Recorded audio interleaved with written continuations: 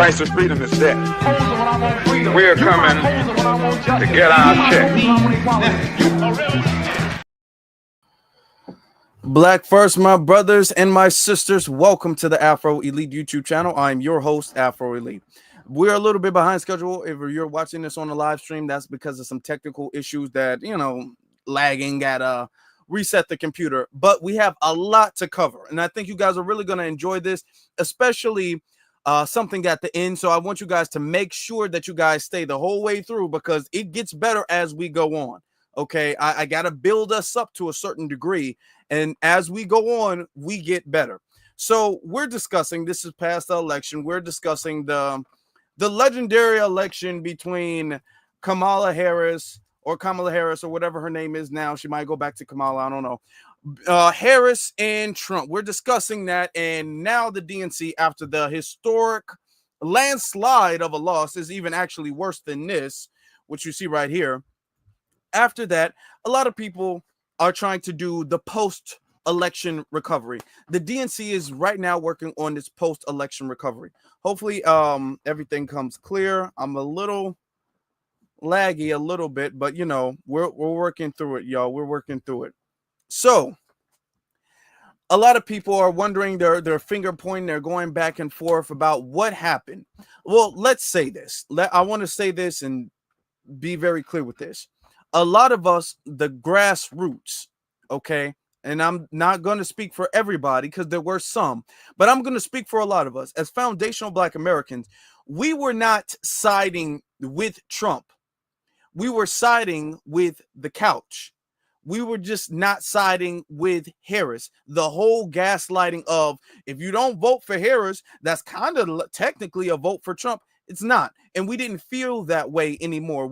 The foundational Black Americans of this era don't feel obligated to go out and vote for a Democrat, vote blue. We just don't feel that way. You guys had ample opportunity to provide the necessary resources, ample opportunity to provide the tangibles, reparations, and you fumbled the bag the entire way through. So now Trump is going to get in. Not because we voted him in. There were some, but not because we voted him in. But what the data is showing is that Black turnout was low. And that's the issue, that Black people were not motivated because the party had failed us for the longest time. Thank you, everybody. We have 100 people in here already. I appreciate you all. Thank you very much. Welcome in. I appreciate you guys. Make sure you like and subscribe as you guys are coming in. There are certain things that you guys neglected. Now, there are a lot of things that you guys did do that we as the community and really America had kept telling you all not to do. So before we start playing any of the clips, any of the information, what we're going to do is we're going to protect the channel by playing this. As you guys are hitting this like button and leaving your comments, let's get this out the way. Copyright disclaimer. Under Section 107 of the Copyright Act 1976, allowance is made for fair use for purposes such as criticism, comment, news reporting, teaching, scholarship, and research. Fair use is a use permitted by copyright statute that might otherwise be infringing. Nonprofit, educational, or personal use tips the balance in favor of fair use. Now, this clip. I post this on Twitter. This is the stuff that the DNC pushes. These are the sick, demented agendas, these sick, perverted, predatory agendas that the DNC pushes, that the American people are repelled by. This is repulsive. Listen to this. Boys out there who don't believe boys should play girls' sports. They're not boys. I'm not going to listen to transphobia at this table. I am not going to listen to you call a trans girl a boy. Are you going to allow me to finish my explanation? When you use a word that's a slur, I'm going to interrupt. That's not how it is.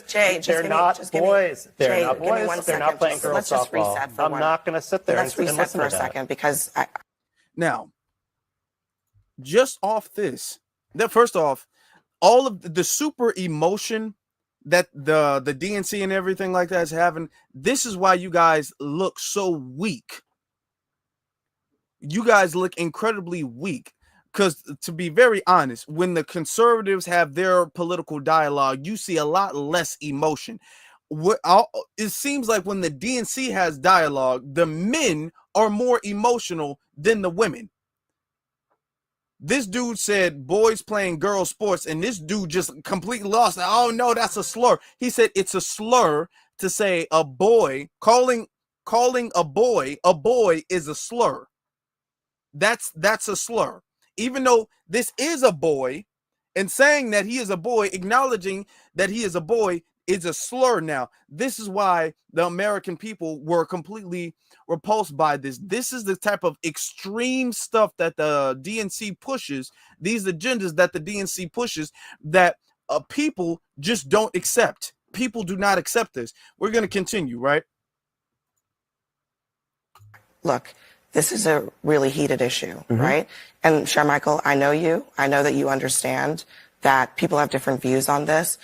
I think out of respect for Jay, like, let's try to talk about this in a way that is respectful. Okay, so let me rephrase this since I'm being targeted here. I don't. Just to be clear, you are not being but targeted. I am. But it's okay. I'm specifically saying that I know that you are not intending to be transphobic. He should know that I'm not. But he wants to sit here and bloviate. Now, here's the thing. She is correcting him. The dude is right. I don't know who he is or whatever, but he's correct in this instance, 100% correct. And he didn't come out the situation in with a transphobic type of energy.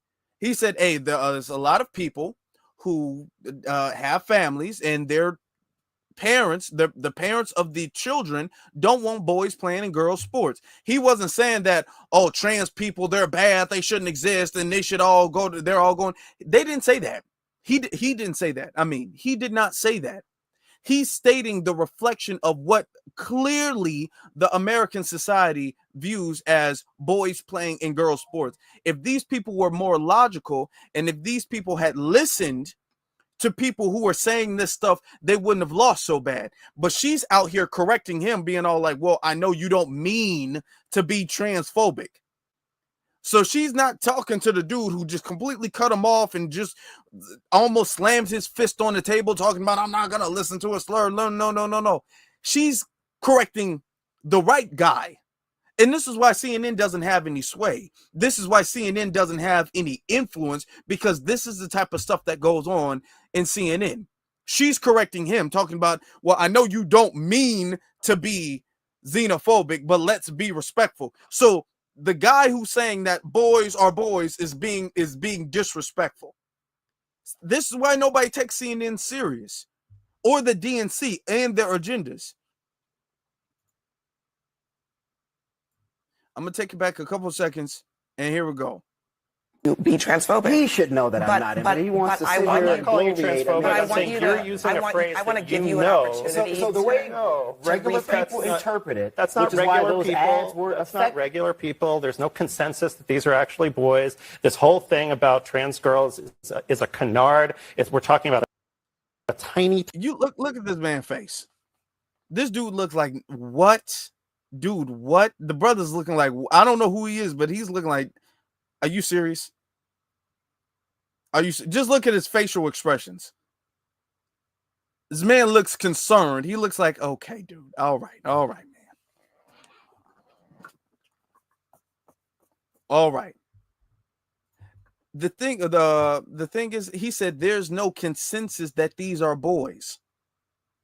Brothers and sisters, we got a big world. We got a lot of people in this world with a lot of different views on a lot of different things. All right. Social, political, religious, scientific. It's a lot of different things. There's disagreements on every single thing. One of the main things that we as a society, as a human race, have agreed on pretty much from the beginning of human beings till right now, until very recently, is that these people, certain people are male and certain people are female. The males are boys, the boys become men, the females are girls, the girls become women. That is one of the things that has been the most agreed upon in human history. I'm talking about people have disagreed on religion, people disagreed on culture, people disagreed on politics, science, everything. There's disagreements everywhere. You saying a male child is a boy is like saying 2 + 2 is 4.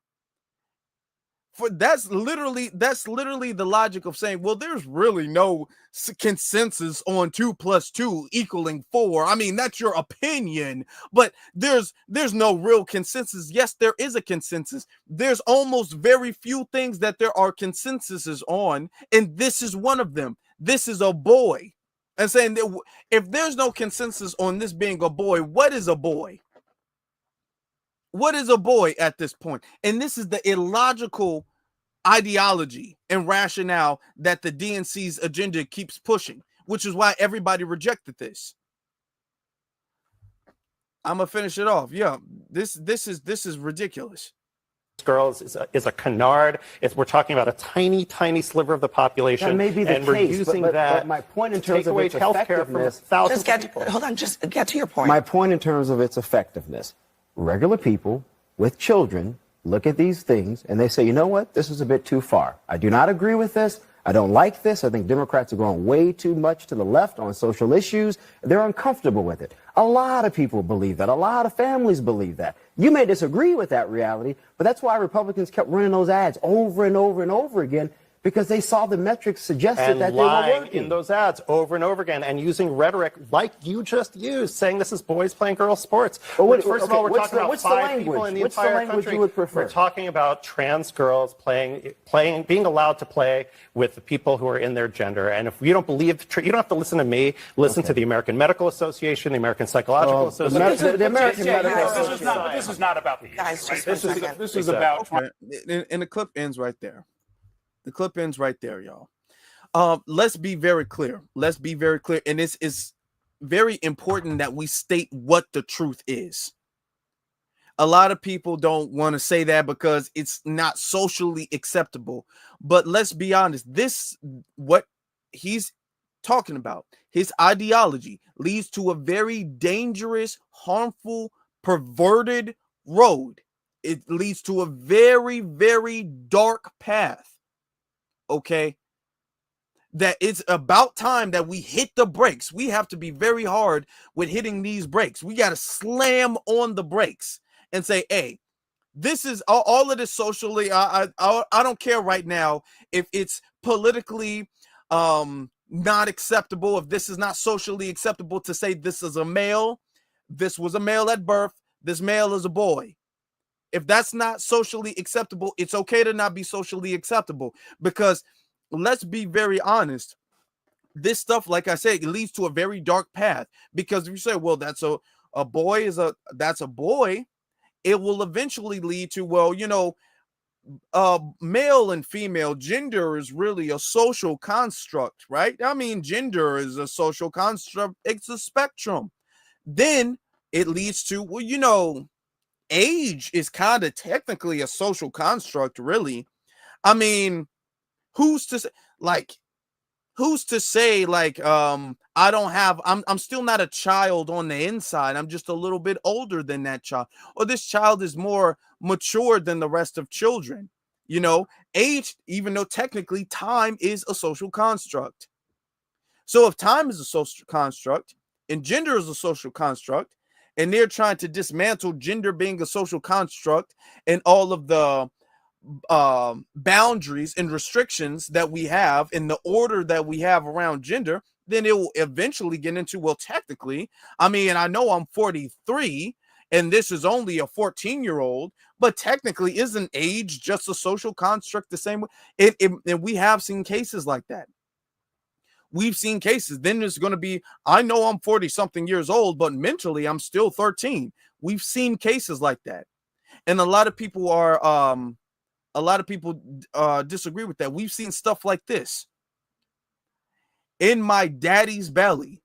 This is a child's book. This is a book for children about two men, and one of the men, who is a trans man, is pregnant. Well, we don't know if the other person is about, but this is a child's book. Okay. This is the type of stuff and the type of perverted mentality, the sick, perverted mentality that is being pushed on children. And nobody likes this. This is extreme. And anytime you say, okay, this is way too far. Now, an adult doing what an adult wants to do, okay. Let's say we leave the adults alone. They can do whatever they want to do, whatever pronouns, whatever the case is. But when you cross the line and you step into, we're going to teach this to children, this is why people don't agree with that. This is why that's like, okay, these are children. You can say adults, whatever, but children that should be generally off limits, and everybody should accept that. When you talk about trans kids, girls, whatever, playing in the sport of the gender they believe that they are in, that's dangerous, not just to the actual girls who are playing that sport, but also to the boy who's playing in that sport too. That's psychologically messing him up. Is messing the women up, the girls up physically, and it's psychologically messing the boy up. It's dangerous on both ends. And this is why the American people rejected that message. I remember I said on the Shade Room one time, there was something, it was an ad or something like that popped up. And I said on the Shade Room, I said, anytime somebody speaks against this, they're saying that this is like anti-LGBTQ. And I said, most LGBTQ people, when you ask them about this and how extreme this has gotten, most LGBTQ people, just ask, they don't even agree with this. You know what's interesting is that when I said that, it was hundreds. I'm talking about hundreds of lesbians. I'm talking, and I was going through their page and checking it out. Lesbians, all married and all that stuff. The complete lesbians, not bisexuals, just complete lesbians agreeing with what I had to say. They was like, yeah, I'm a lesbian. I like girls, whatever, but I still understand I'm a female. And there's a difference between a male and a female. It's a lot of them. And I was really surprised to say that they were coming out and they were being very honest with the fact that they don't agree with this message, even though that they are a part of the LGBT. They don't agree with this extreme agenda that they're pushing. They don't agree with that. Even Dave Chappelle had made a joke about this, and when his stand-ups, and he was saying that the T in the LGBT, it really restricts the rest of them. You know what I'm saying? Socially, it restricts the rest of them because they go way too far. Now, I'm not saying the rest of them don't go too far ever, but the trans part of that goes way too far. Way too far. And the American people, including many members of the LGBTQ, they don't agree with that. They don't. And that's what we're seeing. This is why the DNC messed up, not just because of the things that they ignored on our behalf, but also a lot of the agendas that they were pushing that we kept telling them not to push. This is why. So right now, everybody's having like a moment. Everybody's having a moment where they're trying to reflect and they're trying to understand how the DNC can recover. Because this stuff, what they're trying to do is they need to come to a more moderate point of view. Because even the people who are, quote, liberal in this country are really more moderate. Most of America is really moderate when it comes to certain things. Okay? Only a few of them are extreme to the right and extreme to the left. Okay? Only a few of them. So they need to come up with a more moderate approach. All right. We got 200 likes. We got a great job. Not even 20 minutes. Thank you all. So we're going to get to a video from Roland Martin. And y'all stay tuned because there's a lot of Roland Martin that we definitely got to cover. All right. It's a lot of Roland Martin that we definitely have to cover. Actually, you know what we're going to do? Since we're still on CNN, we're going to get to Van Jones. Now, what's interesting, is that Van Jones is actually critiquing Harris's campaign. Look at this. What they're doing is because they understand that the grassroots really won the election We won the election. So now a lot of them are going to start coming out and being more pro-black when it comes to certain things. Look at this. The Kamala Harris campaign wound up spending a bunch of money on TV ads. And the TV ads sucked. They did not appeal to anyone. But it was dial tested, and it was all supposed to. The data dummies were up there telling us these are great ads, but nobody liked the ads. So people are now saying America is this racist, sexist, fascistic country because of this outcome. Listen, we've always had some racist, sexist, fascist people in the country. That's not what happened. What happened is you had some key parts of this coalition, especially black men, who were not handled properly. I can tell you right now, what was the agenda for immigrants? Comprehensive immigration reform. What's the agenda for women? Abortion. What's the agenda for transgender people? Dignity and respect. What was the agenda for black men? You still can't tell me. And that was a problem on our side. And when somebody walks away from you, you can blame them, you can blame yourself. The Democratic Party now needs to start listening. Black men have good ideas. Black men have given the majority of our vote to this party, but we deserve more respect than we got. And when you don't give people respect, they don't stick around. Whoa. Now that's interesting coming from Van. That's very interesting coming from Van that they didn't have a black men agenda. See, everybody's starting to get a little bit of act right now. Everybody's starting to get a little bit of act right now. People are starting to kind of really getting that act right now. What he said was not wrong. Well, it was, certain things were wrong, but the whole you're ignoring black men. This man, when she came out with that pathetic little agenda for black men that really wasn't for black men, he was out there talking about it was a love letter. And this is let me see if I can find this clip. He was saying that was a love letter, and that was for I felt like that was for everybody. It was Mamala. He was calling her Mamala. He said that was a love letter for her. Now, all of this criticism, it's you're a day late and $1 short, to be honest.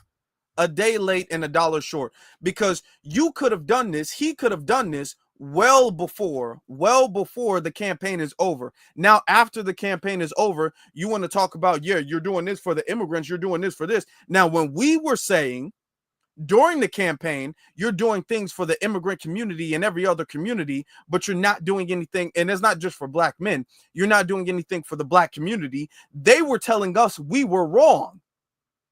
Van was telling us that we were wrong. They were the ones telling us that we were sexist and that we needed to protect her. And if anybody had anything to say about that, it was just out of the fact that we didn't want to protect her. And it was sexism. Now you're starting to get, now you see Van is starting to get a little bit of act right. Let me see if I can find the Mamala clip. Man, if I can find, oh, here we go. Shout out to our brother Kid Gravity, because it was on his page. Let's see. Let me pull this up real quick.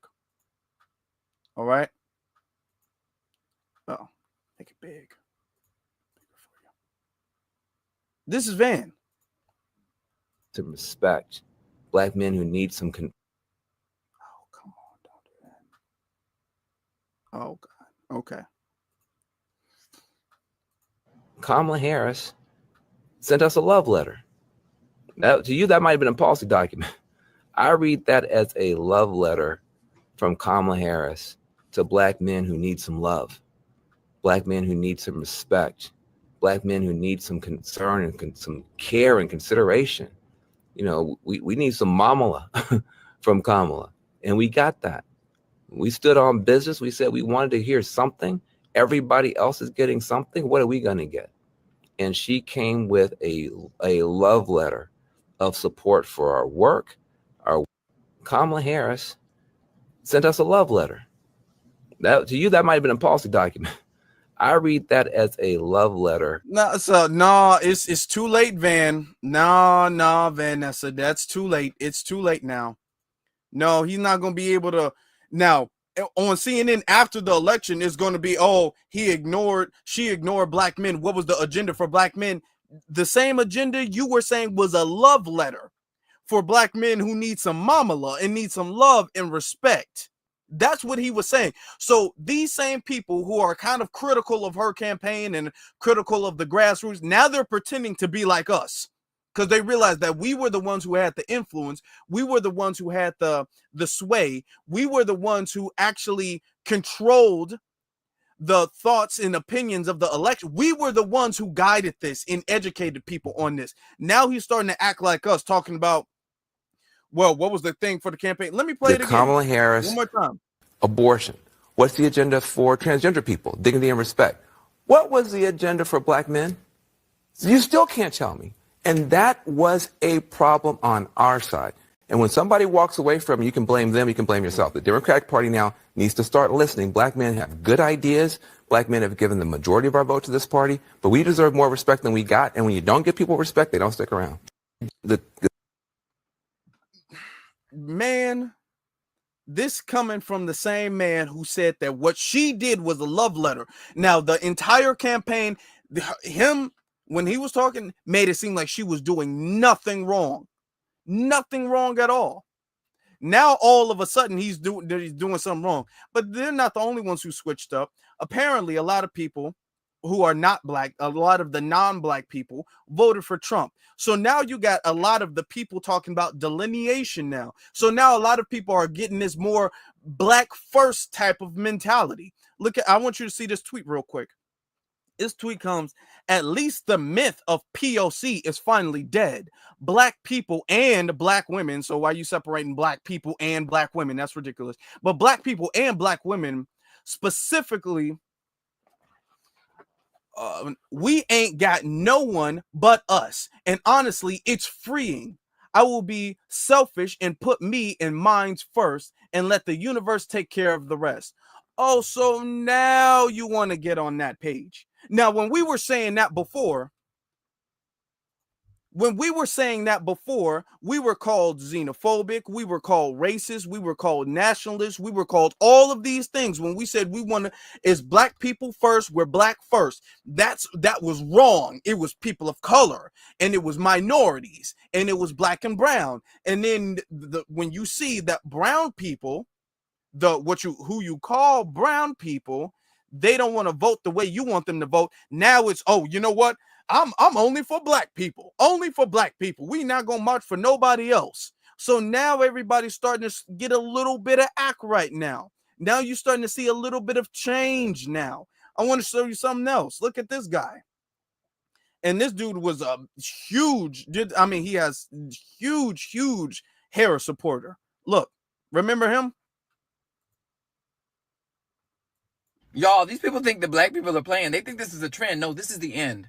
Okay, it's over. We're done with. We're done. You guys are cooked, and you're cooked alone. You're by your fucking selves. When Trump is inaugurated on January 20th, we will not be on the fucking front lines of anything. You might have some black pick-me people might go over there and protest with you, but I know my black ass won't. I will not. Okay, I just researched it, and I found out that I can. I Googled it, and I found out that I can. No, I've looked into it, and I found out that I can't. I can't because you didn't have our fucking backs. You know, allyship is transactional. When I have your back, you have mine. Okay, that's how it works. It's transactional. It's reciprocal. Okay, you scratch my back, I scratch yours. You didn't scratch our backs. You didn't have our backs. You left us fucking behind, and you left us fucking for granted. You left us on the battlefield by our fucking selves. So now, deal with the consequences of your fucking actions. Don't ask me for shit. Don't ask me to protest. Don't ask me to petition. Don't ask me to do a motherfucking thing. But mind my own black ass fucking business. Okay? Y'all play. Now that's so interesting because this is what we've been saying this for years.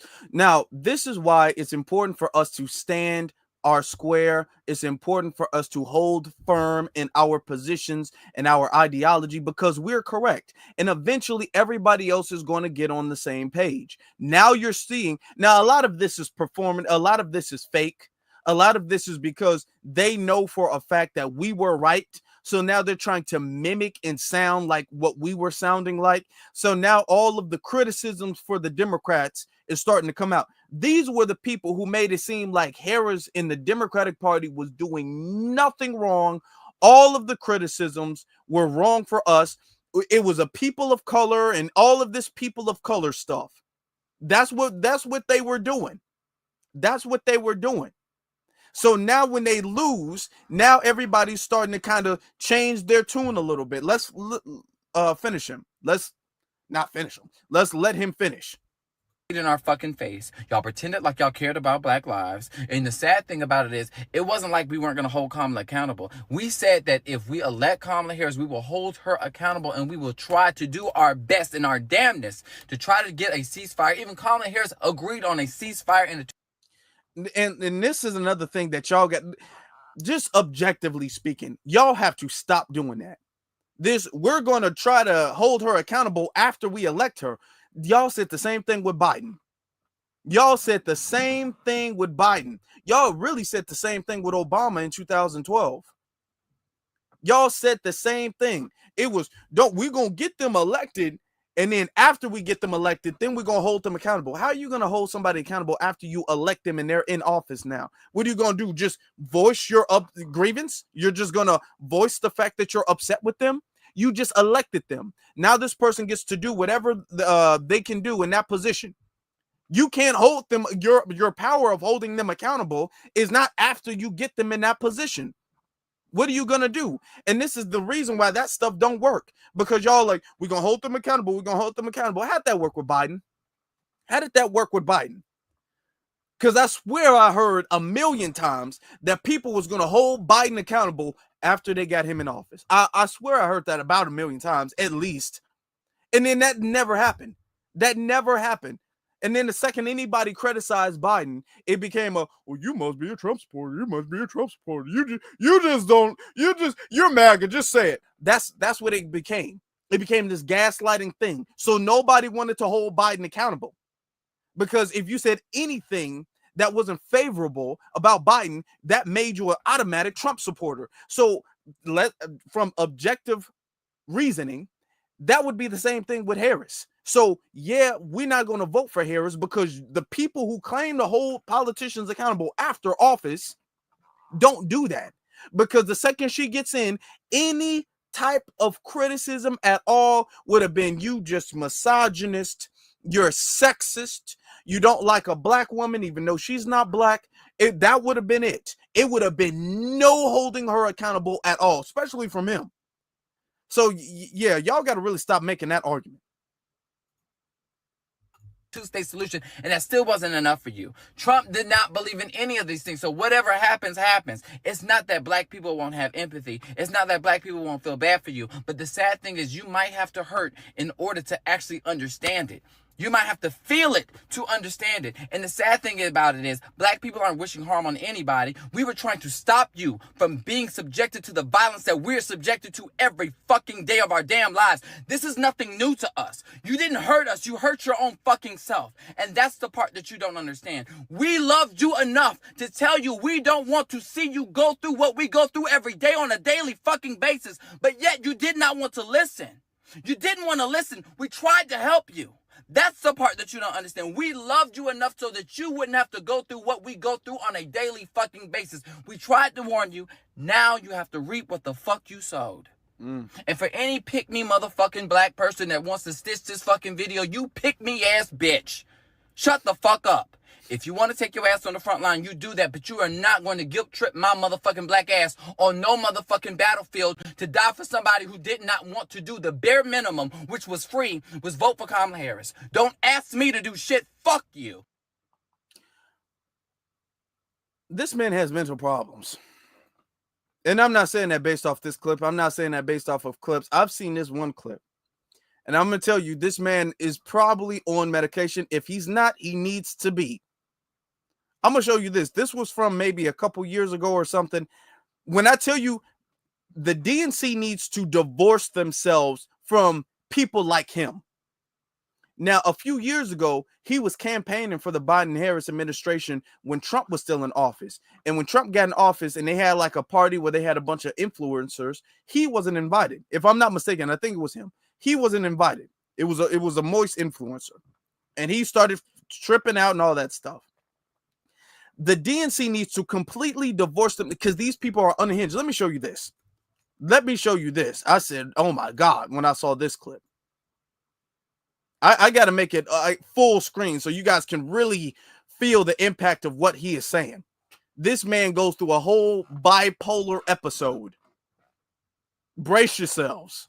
There's nothing you can do. I will never fucking turn out for that bitch. I'd rather stay at fucking home and do nothing, bitch. Do the same fucking shit that y'all did in 2016. How about y'all beg me? How about y'all plead to me? How about y'all talk about how many motherfuckers are gonna die because y'all are gonna fucking put up damn Trump? How about you motherfuckers give a shit about black lives, bitch? I would never vote for that motherfucker. The same motherfucker who wanted to primary Barack Obama. The same motherfucker who said Barack Obama was a goddamn failure. The same Barack Obama who pulled us out of the goddamn recession. The same one who bailed out the auto industry, bailed out the fucking big banks. I remember a goddamn time when they was turning motherfuckers away at the bank, telling them that they couldn't get their own motherfucking money to pay their own motherfucking bills, pay their own rent, pay their own mortgage. Niggas was almost going fucking homeless, but it was Barack Obama who turned the shit around. Tell me what the fuck Bernie did. Bernie is a fucking failure. How the fuck you get your motherfucking mouth to even say that shit, Bernie? Your ass ain't did shit. How dare you? How fucking dare you? He's the one who fucking put up the Affordable Care Act, bitch. What the fuck you did, bitch? Your ass ain't did shit. Fuck you. Fuck you. If it wasn't for Barack Obama, I wouldn't have motherfucking health care. I'm a motherfucker with pre-existing fucking conditions, bitch. Who the fuck are you? How dare you? And you gonna prop up this white motherfucker and act like his ass is fucking goddamn God, and you're gonna erase fucking history and shit on the first black president? How fucking dare you? Fuck you. And you gonna fucking praise Joe Rogan, who called us fucking apes. The same motherfucker who said nigga 25 fucking times. How dare y'all? How dare fucking you? Fuck you, Bernie.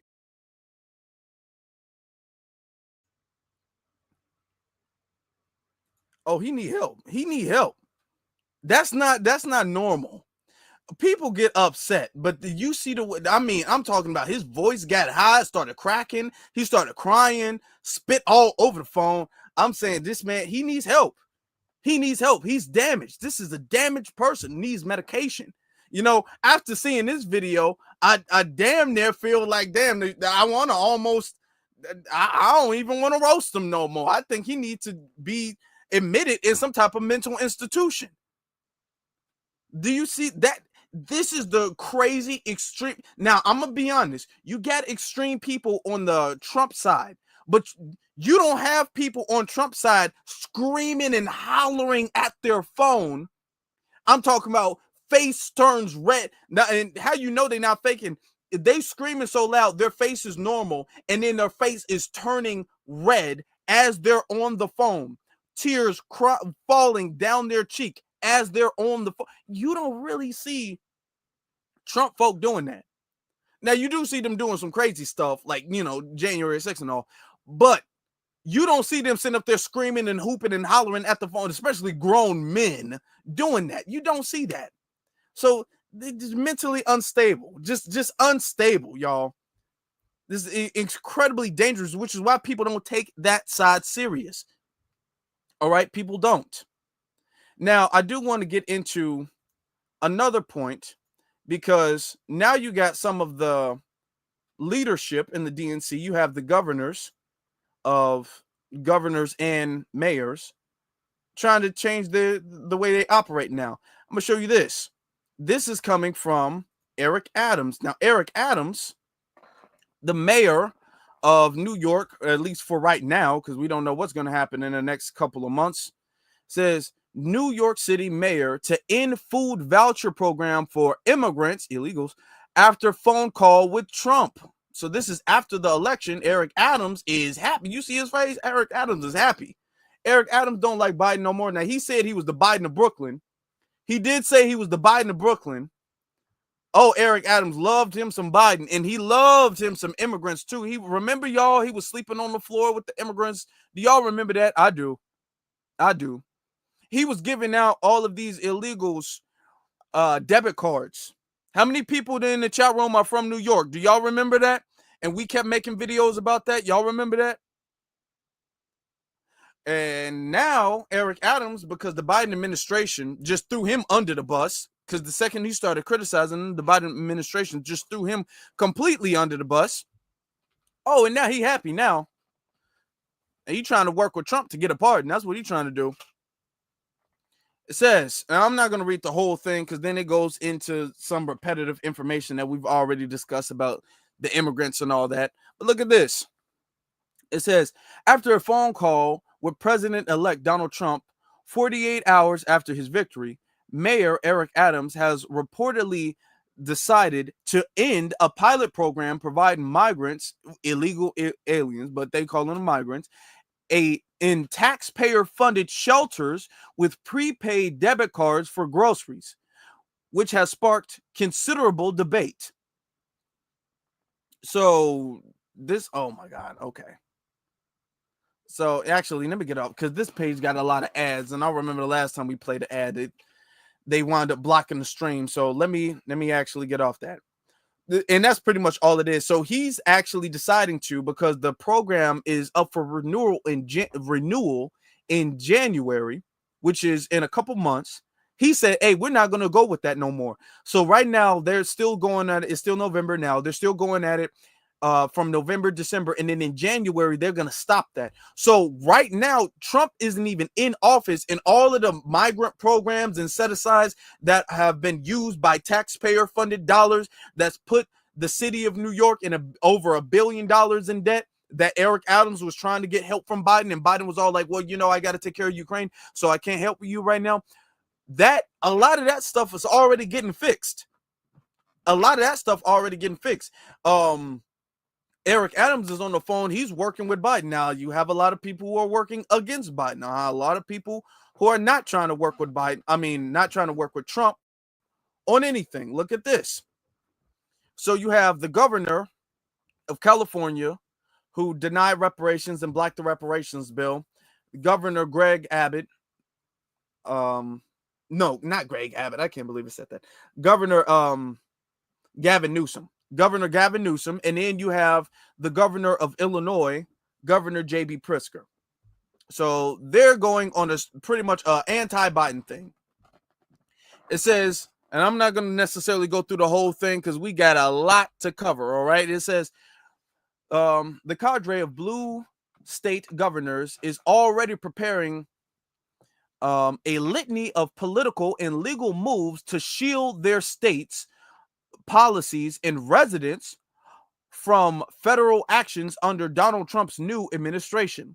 The plans for Democratic governors across the country, including a handful of potential 2028 presidential contenders, offer both a repeat of how leaders of liberal states pushed back against Trump during his first term, as well as a snapshot of what the resistance to him for the left will look like this time around. So what they're doing is, you know, Trump is going to be, you know, he's not with the immigration thing. You know, Trump is not with that at all.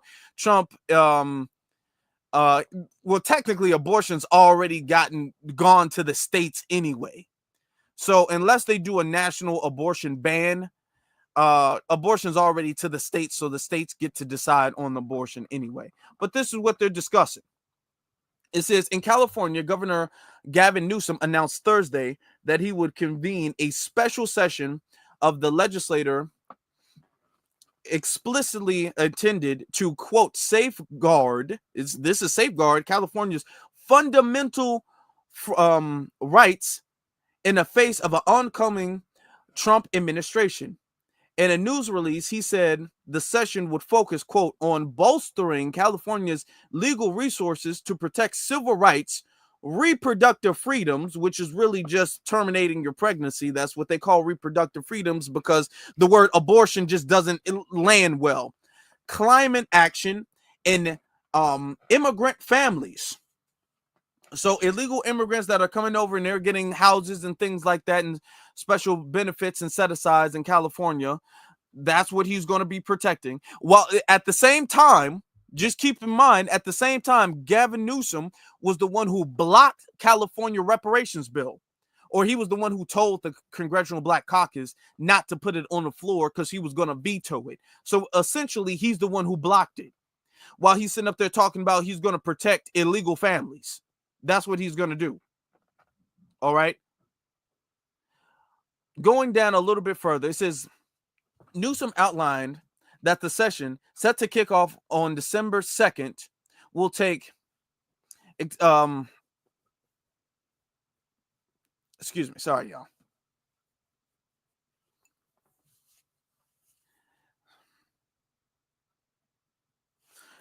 starting over again. It says Gavin Newsom outlined that the session set to kick off on December 2nd will take, quote, expected action to, quote, best protect California in its values from attacks on LGBTQ rights and women's rights.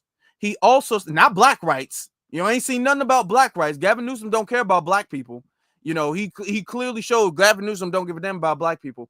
He also said it would, quote, provide additional resources, like they don't get enough resources, to the state's Justice Department and other agencies to, quote, pursue robust affirmative legislation against future potential unlawful actions by the Trump administration, as well as to defend against any federal lawsuits from the administration that could be filed. So this is them essentially. That's all we need to see here. Essentially, what they're saying is that him and Gavin Newsom, him and J.B. Pritzker, essentially saying that their states, Illinois, which is really Chicago, because Illinois is not really liberal like that, Chicago, in the Chicago area, and California, they're going to be putting in place things that are going to protect Trump, that's going to protect the state's values from Trump's red wave, from reproductive rights and stuff like that. So you have them preparing that. Now you have a whole bunch of people who are upset about that. A lot of people looking like, hey, you know, you had illegals coming over here from the border, and this goes for California and this goes for Chicago. A lot of people coming over here, breaking into the country, climbing under barbed wire, coming over here from the border, and they're getting protections. And look at the way the governors are going about it. Now, the governor's not saying nothing about anti-black racism. The governor's not saying, well, we got to protect the black community from all these anti-police or nothing. These are the states where the police run wild on black people. Just keep this in mind. The police run completely wild on black people in these states. And these governors allow it to happen. Okay, you literally had a state, Chicago, a city in the state, where police officers were kidnapping and torturing black people in Chicago. Okay? We can talk about California. We don't even have to talk about California. Rodney King, anybody remember that? Now, of course, he wasn't governor at that time, but this is indicative of that. You have literal gangs, anti-black gangs in these police departments in both of these cities, in both of these states. And they're not doing nothing about that, but they're forming an alliance together to protect illegal immigrants. They're forming an alliance together to protect what they call reproductive rights. They're forming an alliance together to protect LGBTQ rights. Okay? That's what they're doing. And these are the people who think, that's what they think. They don't know, but they think that they're contenders for the 2028 presidential election. But they're very wrong. They're very, very, very wrong. They're wrong. They're wrong. And they're going to find out eventually. They're going to find out the hard way if they ever try to run the way they run in these states. So, no. Shout out to Walter for the Cash App, the Super Chat. Shout out to Walter for the Super Chat. And then shout out to my brother Antithesis for the Cash App. Shout out to my brother Antithesis for the Cash App. But family, we still got a lot. We still got more to go, y'all. We still got more to go. If everybody could do us a favor and hit that like button, because we got a lot more. We still got more to go. Hit that like button. If you guys are liking this so far, we still got stuff to talk about. Hit that subscribe button. If you're new, that notification bell, make sure all of that stuff is on. So we get into Roland Martin, and we're going to be talking about Roland Martin for a little bit. Okay. We get into Roland Martin. This was him post the election where he's talking about us, right? So he has these Democratic shields. In your chat right now, Roland, I notice. In your chat right now, Roland, I notice.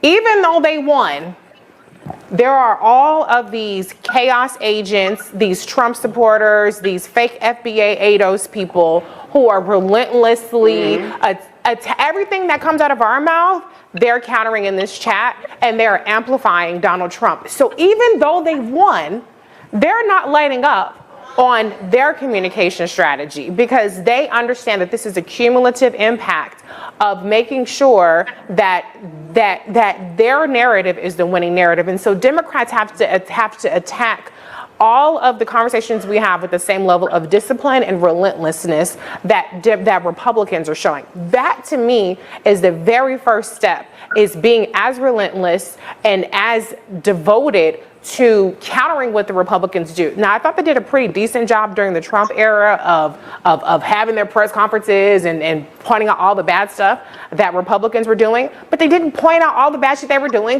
while Biden and Harris were in office. And so they have to not let up this election, for the remainder of the Biden-Harris administration, and they have to invest in the same things that the Republicans have invested in. If they do that, then we have a fighting chance with West or with whoever else will be the nominee in 2028. Before we continue, let's just say, first off, potty mouth, and you're on a national program, okay? That's very unprofessional, all right? Y'all don't even hear me cursing like this, and this is my own personal channel. And cursing here or there, but come on, this is it's undisciplined and unsophisticated. Okay, now I get you trying to make a raw take and everything like that, but it don't land well. And then when you say ADOS and FBA, that's not the same thing. The people on the ADOS side, these are people who are a group. These are people who are signed up. There's chapters, there's memberships. People can either get in or get out. Foundational Black American is just a term for the people who built America. It's a term for the foundation, the people who are foundational of America, which are Black Americans. The specific Black Americans, the specific group of people who are the foundation of this nation. Foundational Black Americans, because nobody else was. We were here before. We were here from the 1500s. We developed this nation through slavery, willing or unwilling. It happened. And that was the foundation. We are foundational Black Americans. It is just a term for the lineage. It is not a group. Just like African American, they said African American was a term for the lineage. Okay, so now you don't really hear anybody using African American. You hear more people using foundational Black American. Is not a group, the same way African American was not a group. Nobody ever calls African American a group. So nobody should call foundational Black Americans a group. I'm not a part of any group. But this is what she had to say. And then it gets worse. It gets worse, y'all. It gets worse. Rebecca. You know what's really interesting, Reese? I was also reading the comments. I see a lot of the FBA and ADOS. Yep. And you know what? By any account, I am FBA and ADOS. My family has been in this country for centuries. Mm-hmm. We have survived for centuries. And what's always interesting is whether it's Tariq or Yvette and they're doing their discussions and they're talking about tangibles or lineage, how are we going to make decisions? And even with thinking about the concept of reparations, that still goes back to the economy, mm-hmm. right? Because we're now talking about personal economy. We're talking about things that are owed to those of us who are descendants of people who have built this country. But even still, what's also kind of weird for me, though. Hold on. Now, what's interesting is that she says she's FBA. She claims to be FBA. She talks about reparations, and then she says, okay, and the things that are owed to us and all that stuff. And then notice she just stops it. And now she's going to move on to something else. She just completely stops the whole talk about reparations, because you know that discussing reparations and any real discussion about reparations will make the Democrats look bad. So the only context that they bring reparations up in is that, well, the Republicans aren't going to give you reparations. They don't want to have a full-fledged conversation, and nobody's saying that Trump or the Republicans are going to give us reparations. That's not what nobody is saying. But we're saying, if y'all both saying no, then what does it matter who says no? You said no, she said no. So y'all both saying no at this point. Which she acknowledged the talk about reparations and then skips over that. We got over 500 people in the chat room. I appreciate you guys. Thank you very much. Let's continue. We're talking about things that are owed to those of us who are descendants of people who have built this country. But even still, what's also kind of weird for me, though, is even seeing the bots or the people with misinformation saying, oh, we should just burn the whole thing down. When has that ever, if you are ADOS or FBA, when has it ever been a Black American ideology of just burn all this down? Yeah. My family built this. And you tell me to burn down everything my family built? No, I'm going to take it over because it's mine anyway. Man, if y'all don't miss me with that, y'all can miss. No. Y'all look, she can miss me with all of the whole my family, because that's not the energy y'all was having before. Notice the folks on Rolling, notice the folks on the CNN and everything. Notice how they starting to change. Oh, my family built this. I thought y'all said this was a land of immigrants, though. Whoa, hold on, hit the brakes, slow down. Because you guys were saying the entire campaign that this was a land of immigrants. Remember, even Michelle said that we don't have a monopoly on being an American. And we don't have a right to say that anybody's an American or not an American. Biden said they're technically, even though they're not citizens, they're technically American. So y'all didn't have this, oh, my family built this thing. Oh, no, calm down now. Y'all can calm down. See, this is the post-whooping reality that they're starting to get now. Y'all calm down. Because this was a land of immigrants 2 weeks ago. She loses. She just lost last week. It ain't even been a whole week yet. She lost last week. And then next thing you know, my family built this, and then y'all not going to burn this down. Nobody's talking about burning the country down. Nobody's talking about that.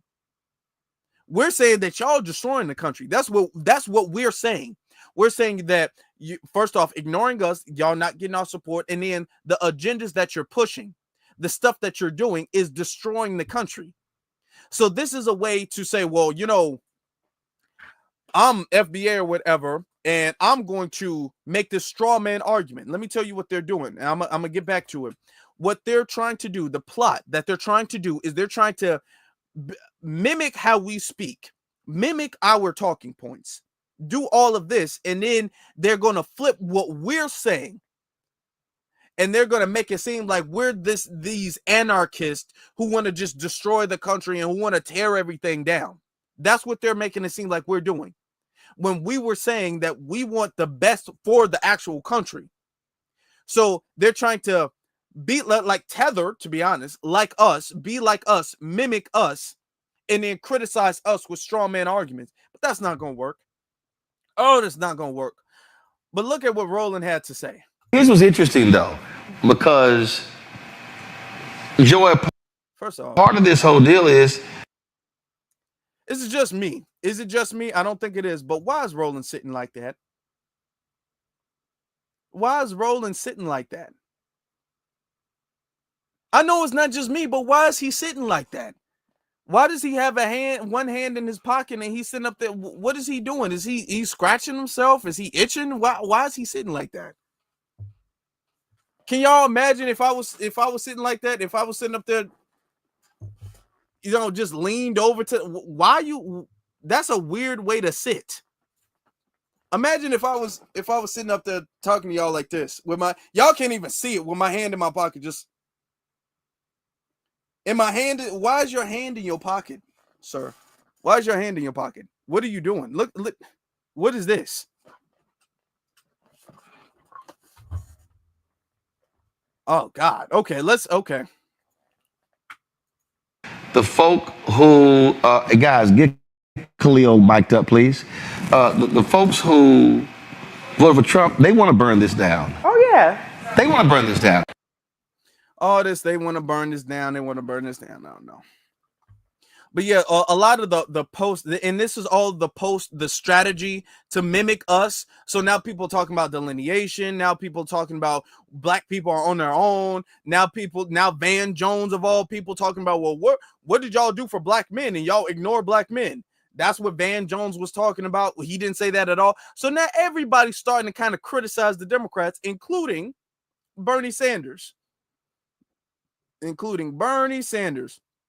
Before I get to that, before I get to what Bernie Sanders had to say, let me show you guys a reminder of Bernie Sanders as far as his stance on reparations.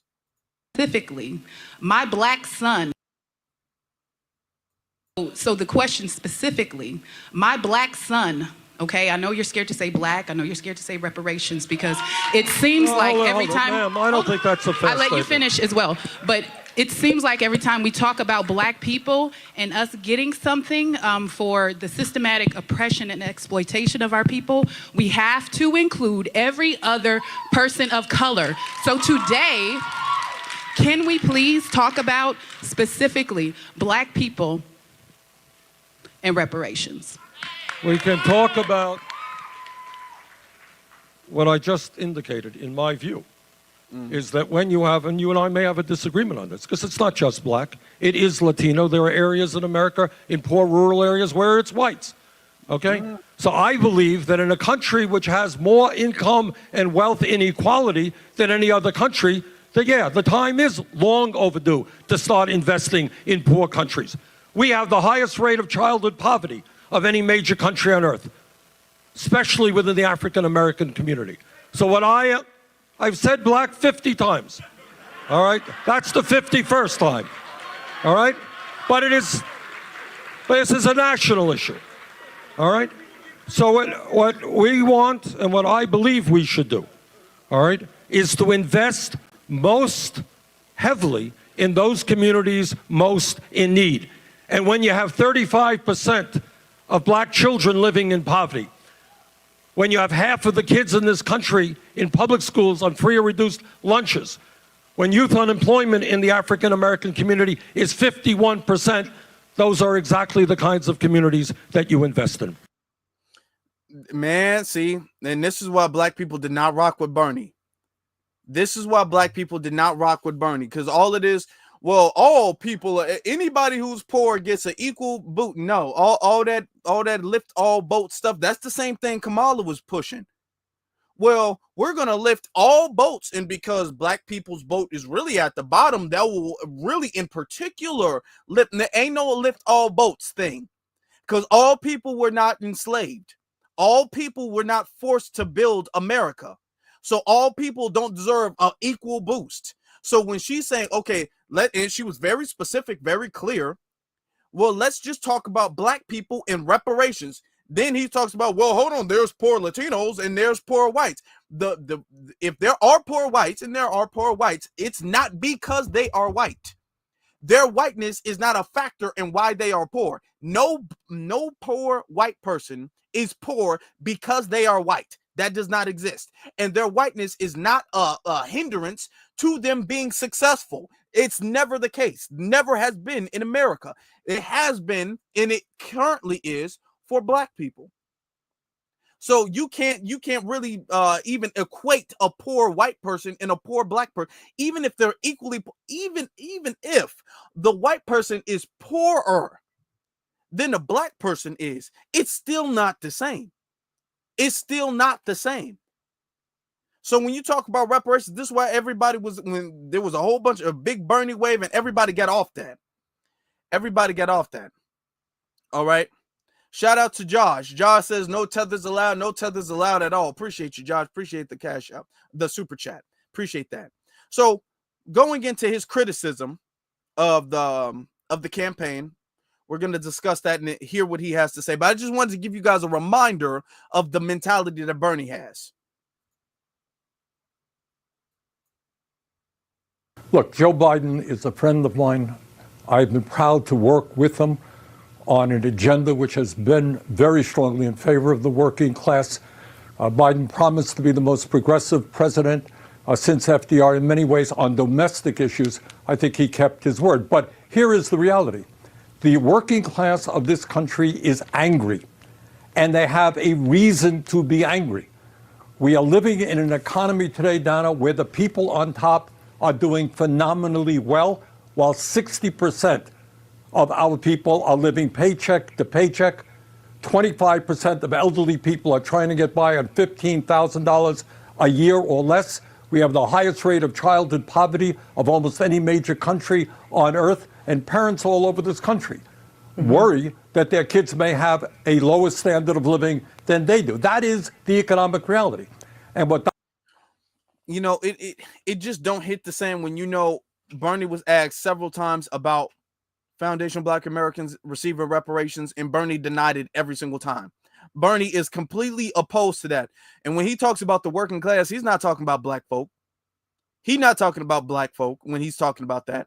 Donald Trump did is provided an explanation. He went around, he said, I know you're angry, and the reason is that zillions of illegal immigrants are coming over, and they're eating your cats and dogs and everything else. That's the reason. Well, obviously, that is not the reason. The reason is, in my view, that we have an unprecedented level of corporate greed today, more income and wealth inequality, and people on top want it all. And we need an agenda that says to the working class, we're going to take on these powerful special interests and create an economy and a government that works for you. And by the way, that can't happen unless you get big money out of politics. We got to get rid of the Citizens United Supreme Court decision so billionaires do not continue to buy elections. Man, listen. No. They did not lose the election, and I said this the very live stream after. And I've been saying this before. I've been saying they did not lose or will not lose. I said they will not lose the election, and they did not lose the election because of the working class. That he's trying to put our victory. This is our victory. Okay? Our victory. We're the ones who dismantled this party. We're the ones who allowed this party to crash and burn, not the working class. It was because black turnout was low. We chose the couch. It was the Foundation Black American community and then some of our riders from the diaspora who chose the couch. We chose the couch. The community chose the couch. We said reparations. Y'all said no. We chose the couch. This is why y'all lost. It's not because of no working class, so don't try to give our credit away. Remember, I was one of the main ones saying, when she loses, I want all of the credit. I want it. I want all of that. Don't try to say, well, no, it was the working class, and it was them, and it was them. No, it was not the working class, okay, that lost y'all this election. It was not them. It was the black community not saving you that lost you the election. So all this, y'all should have done stuff for the working class. No, you should have did stuff for the black community. So this is a part of the thing where they're trying to, and I was saying that they were going to do this.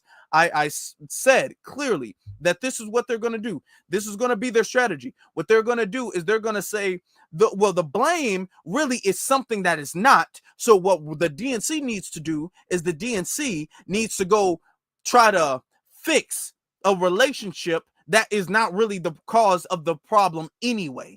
What the DNC needs to do is they need to fix the relationship with the working class. What the DNC needs to do is they need to fix the relationship with Palestine. No, don't let them take our credit. We are the ones that they need to start coming hat in hand and started bending the knee and they started doing all of the stuff that they owe us. We are the ones. Don't give our credit away to no working class. I said that they were going to try to do this.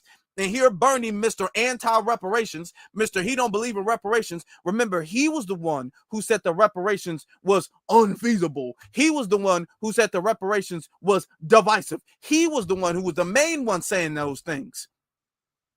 So no. We're not going to sit here and give our credit to the working class, which is poor whites. No. Because y'all turned out for him, Trump, in 2020. And he didn't win in 2020 because the black turnout was high in 2020. It was low in 2024, which is why the Democrats lost. That's why. So no. Do not let any time you guys hear that, do not let them take our credit away.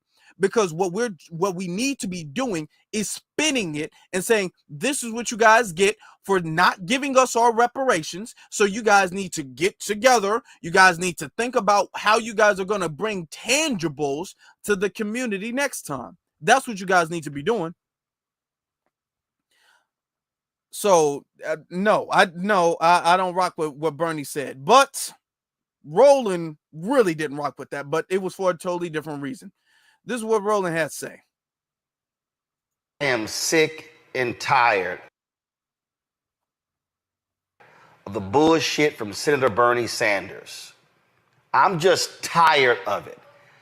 After the election on Tuesday, he decides to send out this statement. Go to my iPad. Sanders. First off, and another thing too, Bernie, where were you at the whole election? What all of this Monday morning quarterbacking is going on right now, and everybody's trying to wag their finger at the Democratic Party and give criticism to the Democratic Party. Where were y'all before the election? Where was all this? You need to do more stuff for the work. He didn't even talk about or advocate strong for the working class when she was campaigning. Bernie, where you been? Bernie always popping up after something done, giving his criticisms. Statement on the results of the 2024 presidential election. It should come as no great surprise that a Democratic Party which has abandoned working class people would find that the working class has abandoned them. First, it was the white working class, and now it is Latino and black workers as well. While the Democratic leadership defends the status quo, the American people are angry and want change, and they're right. Today, while the very rich are doing phenomenally well, 60% of Americans live paycheck to paycheck, and we have more income and wealth inequality than ever before. Unbelievably, real inflation accounted for weekly wages for the average American worker are actually lower now than they were 50 years ago. Today, despite an explosion in technology, worker productivity, and he goes on and on and on. He goes on talking about the spending with Israel. He talked, will the big money interests in well-paid consultants who control the Democratic Party learn any real lessons from this disastrous campaign? Will they understand the pain and the political alienation that tens of millions of Americans are experiencing? And blah, blah, blah, blah, blah. In the coming weeks and months, those of us concerned about grassroots democracy and economic justice need to have some very serious political discussions. All right, here's why I got a problem. Somebody said, who was that speaking? That was Roland reading off Bernie Sanders' statement. Now, he made an official statement which was similar to the video I played, but I just didn't want to read the statement. I just would rather him summarize it in that video. So that's why I showed you the video. Problem with the statement, Lauren. He wants to throw in Latino and black in this. No, and I said this after 16, and I said it after 20. No, Bernie, what I was just saying with Jay Elliott, you need to take your ass and go talk to white working class people. Because if you actually look at the agenda of Biden-Harris, it was a whole lot that the working class got. And when you say working class, what are we talking about? Union workers? What are we talking about? And Sanders keeps going with this as if he's not a United States senator, as if he can't mobilize people. And it gets on my damn nerves when you act like stuff did not get passed. And so he keeps saying they are abandoning working class people when he wants to deny the reality of whiteness and also white culture that also drives the voting habits of working class people. How is it that black working class folk got it, and he's wrong in his press release, black working class people, we figured it out, but the other folk didn't? Now, to Roland's point, what Roland said is not completely wrong, but it's not right. First off, when you talk about the working class, to be honest, there's a lot of people who are living paycheck to paycheck during the Trump administration.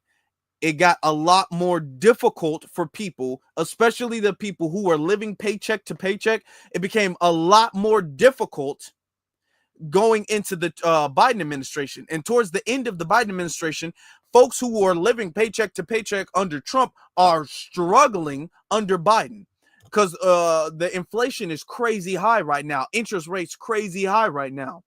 So it's a lot more difficult. So to that degree, that is something that affects the entire country of America. All right. Now, when Roland says things were passed for the working class, he does not specify what was classed at all, what was passed at all.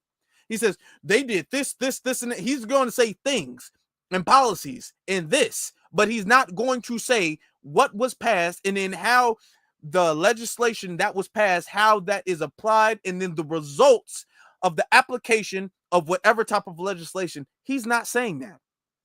He's going to just say, well, things were passed for the working class. He's not saying what was passed and then what the result of those bills or laws, what they resulted in. He's not saying that whatsoever. All right.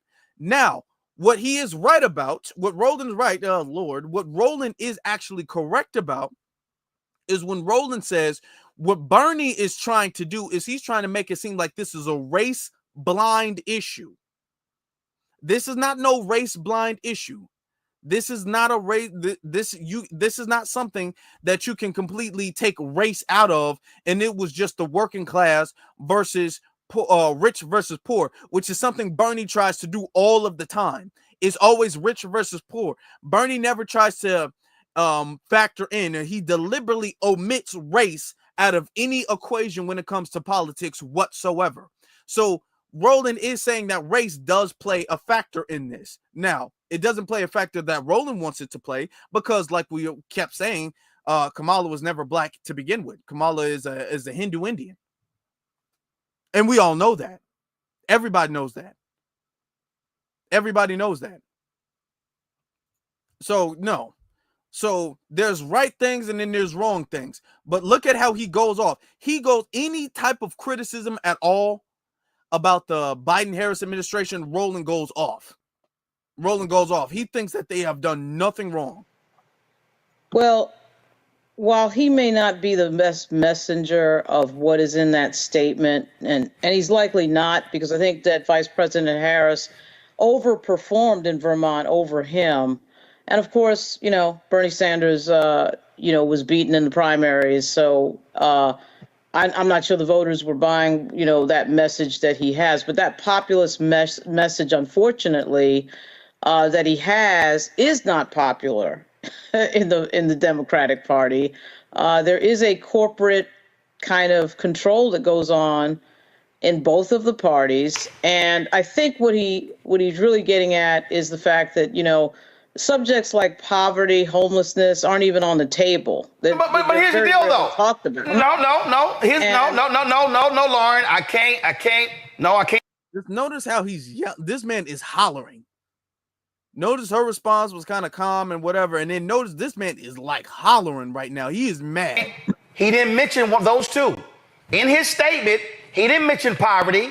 He didn't mention homelessness. He mentioned technology, AI. He mentioned healthcare. He mentioned spending money with Israel. He didn't mention that. So I'm gonna go with what he mentioned. And so he did mention the ruling class, but I think you gotta separate these consultants by saying, oh, they have ignored the working class. Their agenda didn't ignore the working class. He mentioned the wealth gap in this country, which is extremely sizable and something that rarely comes up unless he's talking. But the policies of Biden-Harris actually address the wage of workers. Her primary message. She really didn't address the wage of workers, which is, to be honest, even though I don't agree necessarily with what he's talking about the working class, what Bernie's talking about, that is a failure on the Harris campaign. She did not address that. When she talked about inflation, she talked about price gouging. That's all. The only thing she talked about was price gouging and how she's going to be tough on companies and make it illegal or ban price gouging. That's it. That's not talking about the wage of the worker. She did not address that or inflation at all. So Roland is lying. Was democracy, the threat of Donald Trump. Her primary message was abortion, the threat of democracy, and the craziness of Donald Trump. There's nothing wrong with that message. I don't have any problem with that. But what I'm saying is that. But she also talked about housing. Conversation she that never gets had, and it's still not getting had. I mean, anytime anybody brings this up, it's like nobody can talk, right? When we talk about poverty or homelessness or 40 million people in poverty, like nobody wants to hear that. Well, first of all, I don't know who the hell nobody is. I don't know who nobody is because we talk about it. But the point I'm making Roland is pissed. Roland cannot stand. Roland is pissed off. She did bring up housing. She had a very terrible agenda with housing that nobody really, she never articulated.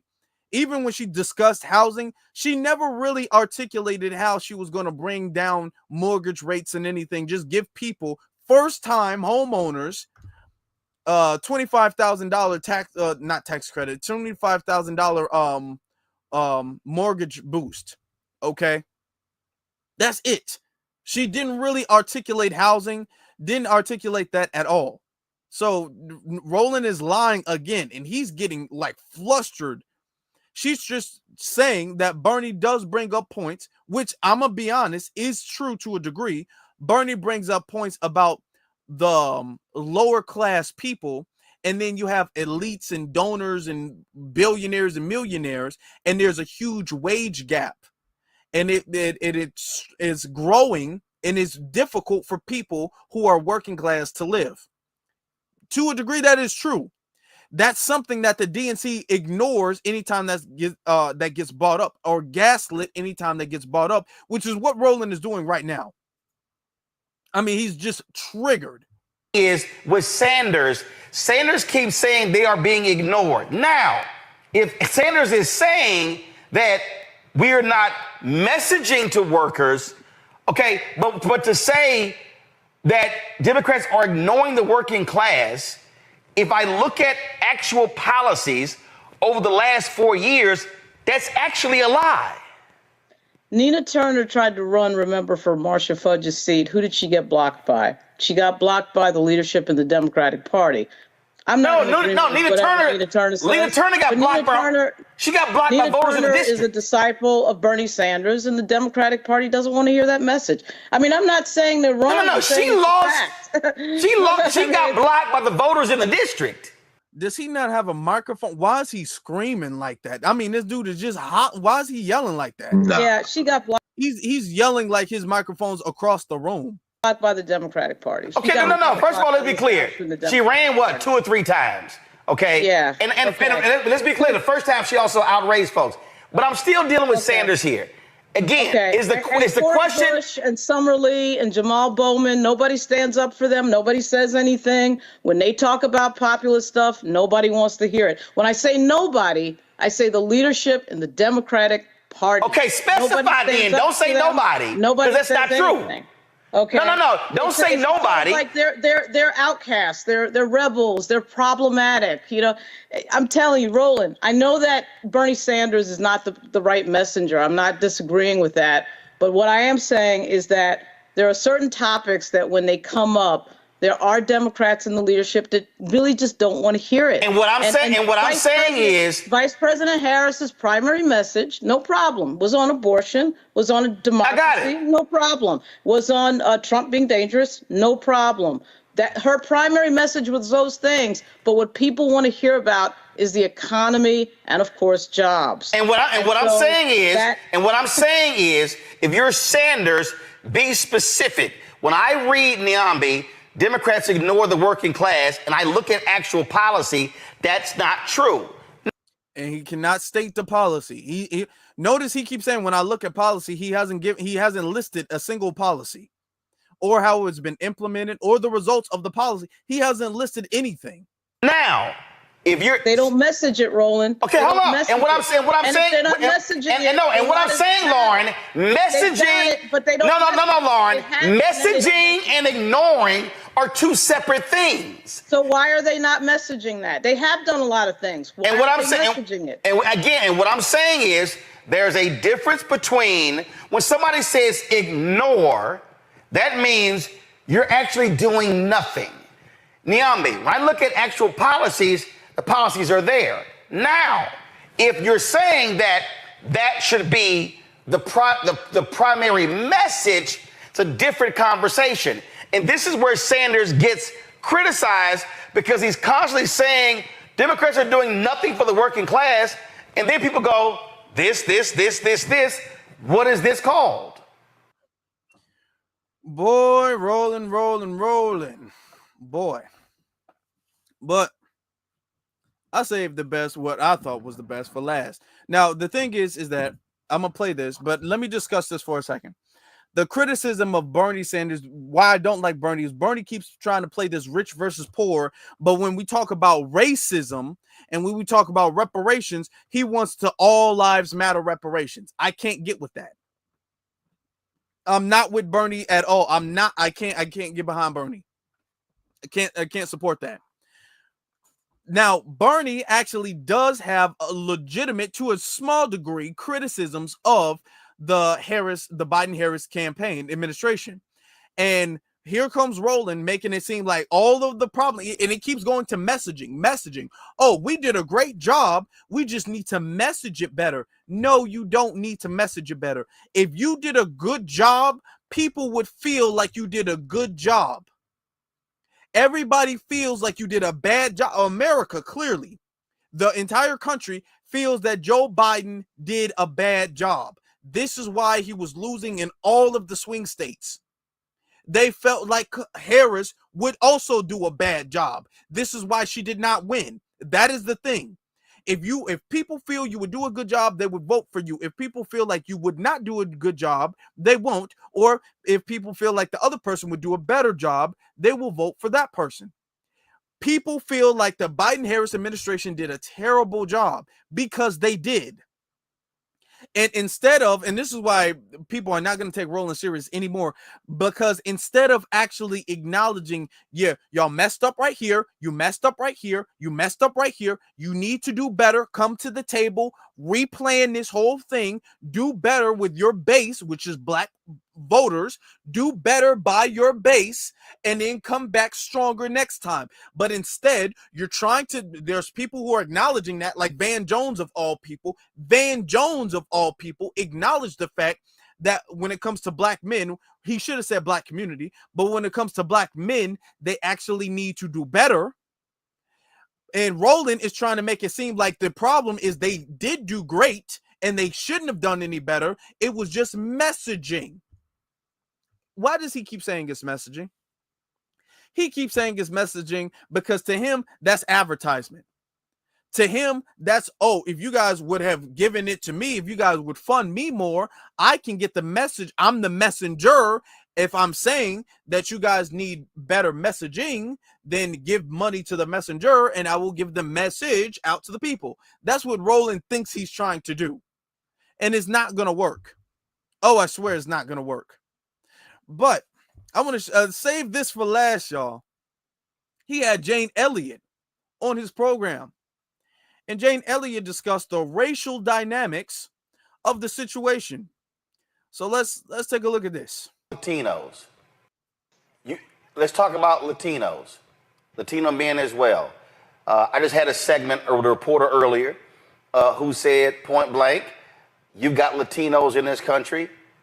They see themselves as white adjacent. They will vote accordingly.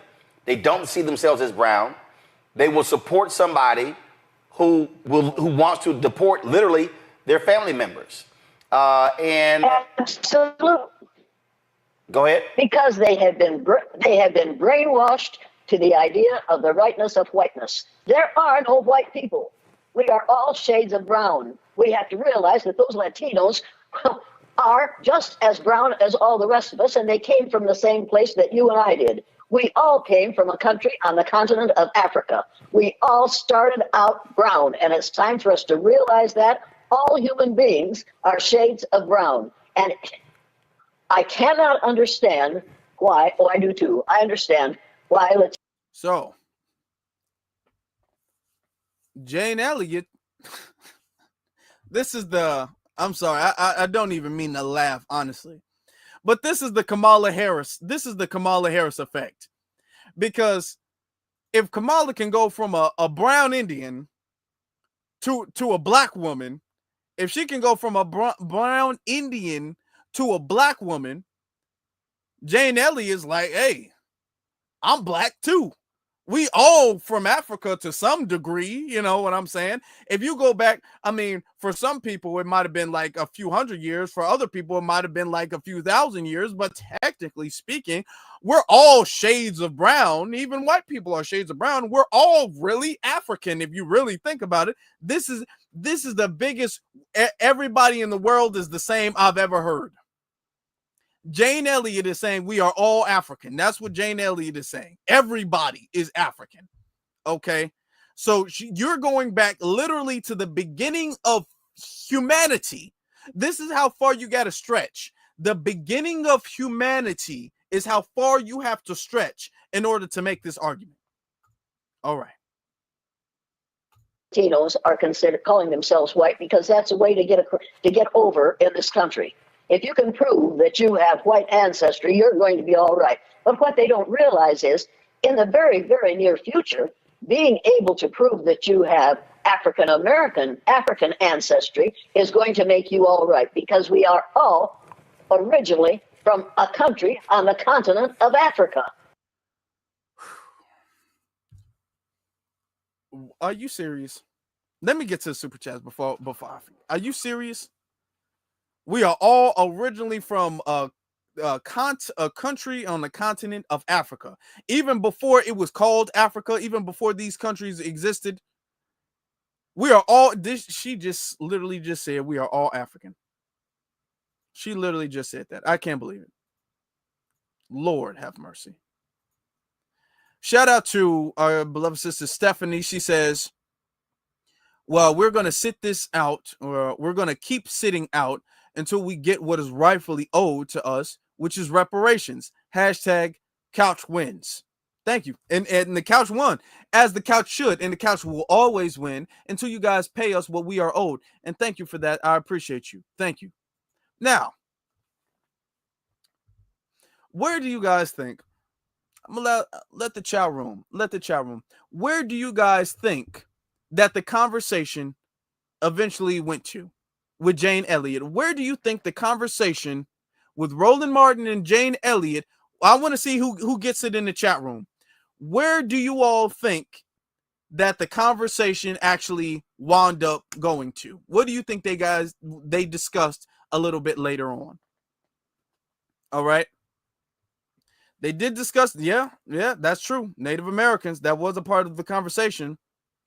Black men, brown eyes, don't trust her. Jane Elliott. So technically, I'm gonna say, yeah. Somebody in the chat room got it. Yep, Robert. Shout out to Robert. Robert, this says Tyson got it. Okay, yep.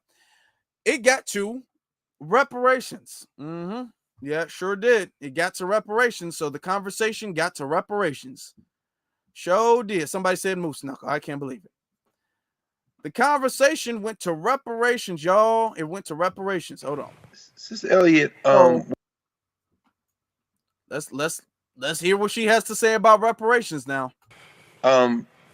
Sister Elliott, we know that white and black are not real in biology, and we also know. First off, I don't like just the setup of this. You call her Sister Elliott. The setup of she is the only white person on the panel, and y'all sitting up there asking her questions about racial issues as if she is the authority of racial issues. It's not like she's a politician or a lawmaker or a lawyer or anything like that. She's just like a teacher, and you guys are supposed to be educated on black issues, and you guys are sitting up here acquiescing to the authority of a white woman. Calling her sis, you might as well call her Mommy Elliott at this point. Might as well call her Mommy Elliott with a damn dashiki on. All right. Sister Elliott, we know that white and black are not real in biology, and we also know that, of course, they exist as social forces and as a kind of racial contract. I wonder if you have any thoughts about reparations in this sense. We know in California, some of the folks who are saying, of course, the Supreme Court would not recognize race as a protected class that would allow people to get reparations based on their racial identity. That's their colorblind constitutionalism. We know that. But we also, so if lineage, if tracing back to enslavement would qualify people who were descended from people who were enslaved in the United States, if that were able to survive legal challenge, and I don't think it will because they'll use it as a proxy for race, but let's say it did. Notice that little alley-oop. Sorry, I gotta pause it because they'll go. We gotta pause it so we don't skip over stuff. Notice the little alley-oop he gave. Or we use lineage, but I don't think lineage is going to work because that'll be used as a proxy for race. What are you talking about? It'll be used as a proxy for race. No, it won't. It won't be used as a proxy for race. It wasn't used as a proxy for race when you guys gave reparations to the Japanese. You didn't say, well, if we give, and y'all didn't even give it to all Japanese people. Y'all just gave it to the specific lineage of people who were in the internment camps. So what do you mean? Well, reparations is going to be a proxy for race. It wasn't used. Well, we can't give it to Japanese because then we'll have to give it to all Asians, and that's unconstitutional. You guys didn't do that then. Okay, so and it only comes when it comes to us, like, oh, that's not going to work. That's not going to work. Look at this man trying to throw a little alley-oop in the air so she can slam dunk it. All right. Just notice that. And let's listen to what she has to say. Should white people proving black ancestry, which is a form, I guess, of embracing their black identity, right? Should white people proving black ancestry be eligible for reparations? Should white, listen, y'all. I'm sorry. I know I just stopped it. Gosh. Should white people who prove black ancestry be eligible for reparations? Hell no. I couldn't say that. Hell no. What type of stupid ass question? Hell no. You shouldn't be eligible. No. And this is why we use the term foundational black American, because you have to be foundational black American in order to get reparations. So what? Should white people? No, you are not a part of the lineage. Okay, just because you got a great grandfather or great grandmother don't mean you are part of the lineage. What type of stupid question is that? But okay, so this Pan-African dude sitting up there because he's against it. So more than likely, when you see somebody who's trying to throw alley-oops like this and they're against it, more than likely they're not eligible for it. More than likely they're not eligible for it. They don't really want to ever see it. That's more than likely that's the case. All right. But let's listen to what she has to say about it. If they're promised reparation, they'll go back and they'll choose that black ancestry immediately. That's all you have to do to mess the whole situation up is tell white people that they have black ancestry and they are entitled to reparations. If you're gonna really mess yourself up if you do that. Think about that for a very long time before you do it. However, if you're going to give reparations to people who really deserve it, let's give it to the people who had this land before white folks came and stole it from them. Let's give reparations to the First Nations people who also came from Africa and were here long before slavery started. Whoa, did y'all hear what Miss Elliott just said? If she said, if you want to talk about reparations, let's give it to who really deserves reparations. So we as FBA, we don't really deserve reparations. Then she goes on to talk about the Native Americans. That's the First Nations people. She's talking about them. And then they also came from Africa. Let's give reparations to who. Let me play it back. Let's give reparations to who really deserves reparations. Of embracing their black identity, right? Should white people proving black ancestry be eligible for reparations? No, that's the dumbest question. If they're promised reparation, they'll go back and they'll choose that black ancestry immediately. That's all you have to do to mess the whole situation up is tell white people that they have black ancestry and they are entitled to reparations.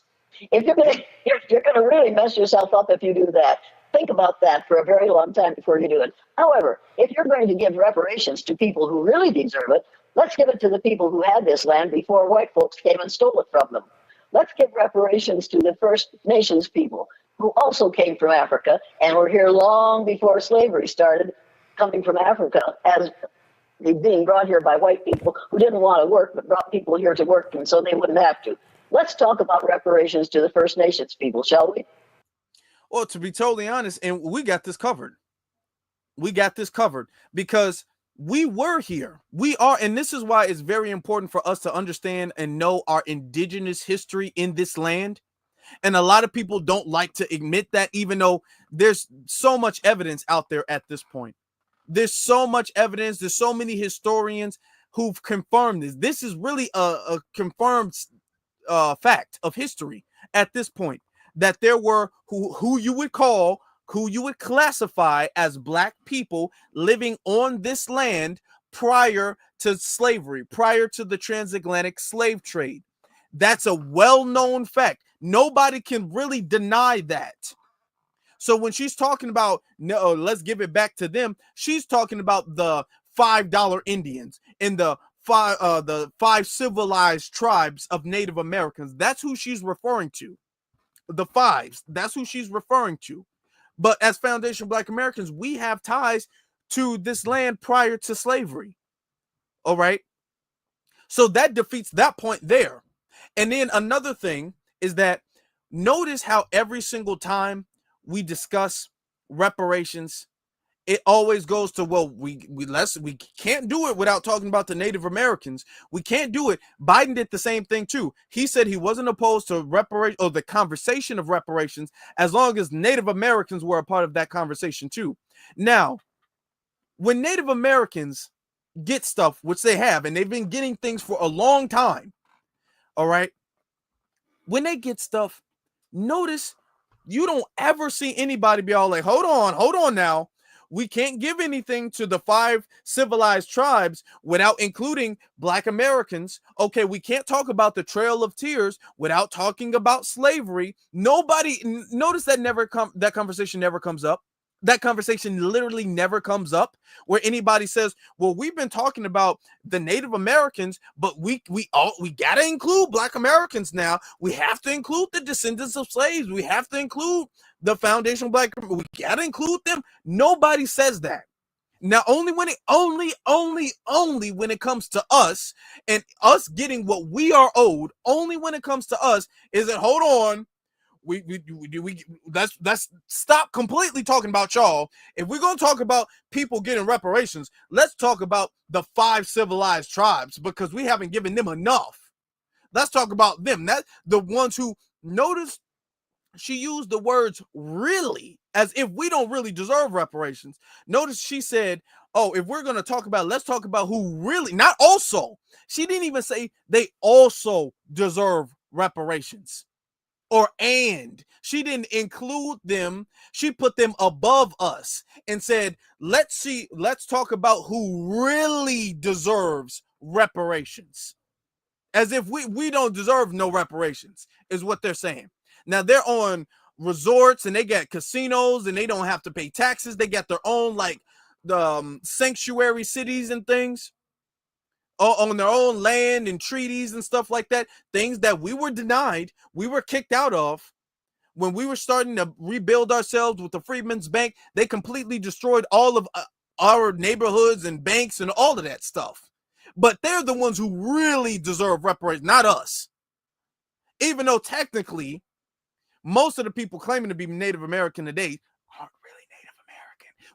We're just gonna stay that. And then a lot of us actually do also have ties. And I'm not saying that nobody came from Africa on the slave trip. I'm not one of those who completely deny the transatlantic slave trade. I'm not that person.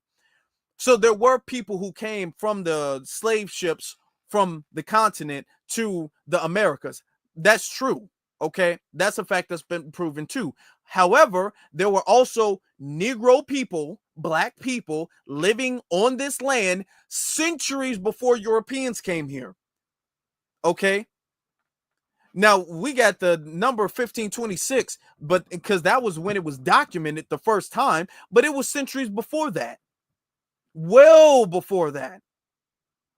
All right. So if anything, yeah, we do apply for this, but she's saying it in the context of you all came from Africa and these people were here. So we're going to skip over you and we're going to give to the Native Americans again. That's the context that she's bringing this up in.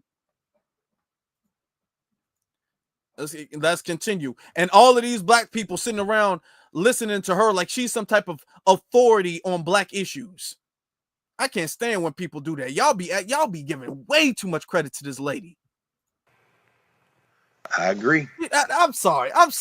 She don't say nothing profound. She don't say nothing a black scholar has not said for decades before. She don't say nothing new. It's just the fact that she is a white woman who says the same things that we've been saying. And here y'all go salivating at the mouth. And y'all sit up there like, oh my God, this is white mommy. And she doesn't like racism.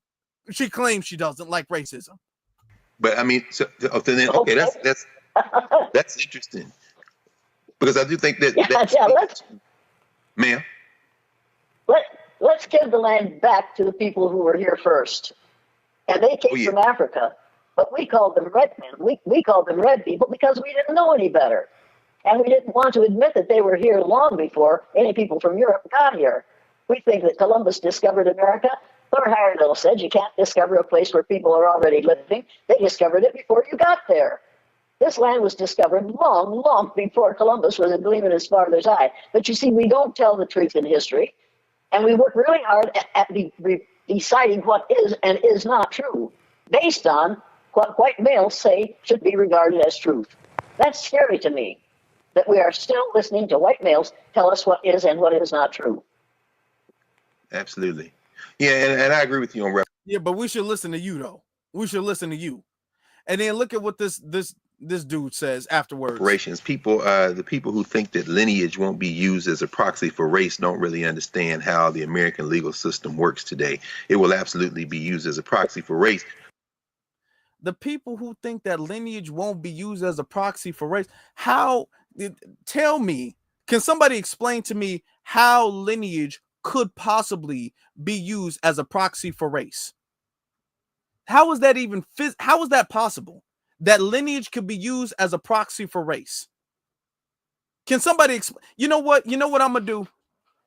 If you guys agree, first off, if you guys agree that as foundation Black Americans, all of the stuff she's talking about is garbage and we are owed money, put the $ emoji in the chat room. Put the $ emoji in the chat room. Let me ask y'all a question. Because I want to know what you guys think about this situation. I really, really do want to know what you all think about this situation. So I'm going to have you guys call in. If you guys want to call in and you guys want to let me know your opinion, we're not going to be too long. But if you guys want to let me know your opinion, I'm setting the thing up right now. What do you think about what Jane Elliott had to say? Let me set this up. As you guys are putting all that stuff in the chat room, let me set this up real quick for you guys. Because, yeah, we got to stop this. And all of this white worship of, oh, my God, Jane Elliott, she's so with us and she's so down and she's so... Jane Elliott ain't nothing. Man, screw Jane Elliott. For real. For real. Screw Jane Elliott, honestly. All of that stuff. And she sitting up there gets away with all of that racism. And every time we talk about tangibles, that's when you start to see the shift. That's when you see the shift, when you start talking about tangibles. Hold on for a second. I'm messing up already. I'm setting up the call-ins right now. Hold on. Okay, hold on. All right. Okay, hold on. I was putting the wrong number in, y'all. My bad. I ain't did this in a little bit now. Okay, hold on for 1 second. Give me 2 seconds, y'all. Give me 2 seconds.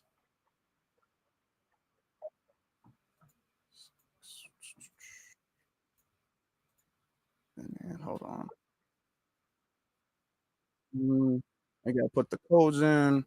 Give me 2 seconds. Okay, the number should be on the screen right now, actually. Hold on. I didn't even put the number on the screen. Okay, the number is on the screen. Let me know what you guys think about that. We got a lot of signs, a lot of dollar signs in the chat room right now. The number is 949 949-381-0044. That's 949-381-0044. As we're getting the callers to call in, let me get to the super chats. We got a super chat from Child of Ogun. First off, we got RUC sends $1 super chat. Thank you. Child of Ogun says, "We love and support you, brother." Thank you very much. There's only one FBA. That's absolutely true. That's absolutely true. Then we got CRU says, "I'm a quote union member. Jane is a white supremacist. Roland and Cass are shills. You do great work, brother Afro." Thank you very much. I appreciate you. B1 hashtag cut the check. Freeman descendants only. Yep, only us, only us, only us. And then Antithesis says tether alert. Yeah, that he is, because what these people are people who do not have ties. These people don't have legitimate ties. Let me get to the first caller. The first caller we have on here. Make sure you guys can be heard. We have caller from area code. It's taking a little second. Hello? Caller from area code 304. You're on live. What's your name? Where you calling from? Good evening, Afro. This is Miss Denise in the chat. Denise, sister, how you doing? I'm fine. How are you? I'm good. I'm good. What's on your mind? What's on my mind is this shrivel up old hag ain't got no business speaking on FBA business. Fuck her. Excuse my French, but I'm on the real. Thank you for that. Short, sweet, to the point. That's what I like to hear. I'm man, and I'm so glad. In 2025, we got to cancel all of these non-black people, non-foundational Black Americans speaking on our community and our issue as authorities. And I'm so glad. So thank you for that. Appreciate that. That's our good sister Denise. Now we got caller from area code. It's taking a couple seconds. Caller from area code 708. You're on live. What is your name? Where are you calling from? Yo, what's up, Afro? This CRU Reality, man. Oh, CRU, what's good, brother? Where you calling from? Chicago? Man. Yeah, man. I'm back out here. You know, man. Remember I met you over at the rally. Oh yeah. Okay, yeah. That is you. That was I get the names mixed up. When I was at the rally in Chicago and I was doing the thing, he recorded. Shout out to that brother. Yeah. What's on your mind, brother? Man, look. Hey, the Democrats lost. I appreciate you having me on. You're doing great work. The Democrats lost because basically regular people are not going with this far left stuff that they're talking about. They're trying to say it's all misogyny and racism and whatnot. Look, nobody voted for Hillary. You get me? She lost too. And Trump, he didn't even get the same votes as he had for Hillary. So it was a bunch of folks that stayed home, said, we're just going to sit this one out. And yeah, everybody just sitting it out. We're not going for it. And that's all I got to say pretty much. I'm going to keep it short for you. Appreciate you. And that's true. It didn't have to do with no it is not no sexism. It wasn't misogyny. It wasn't that. It was the fact that these were bad candidates. America did not like the direction. The American people didn't like the direction America was going.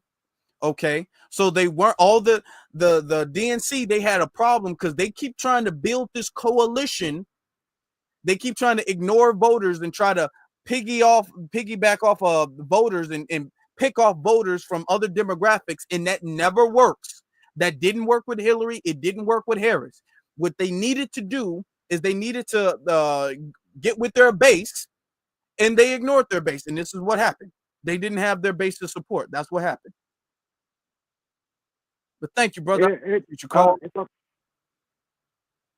Okay. Thank you, Afro. All right, you're welcome. Shout out to my Chicago family.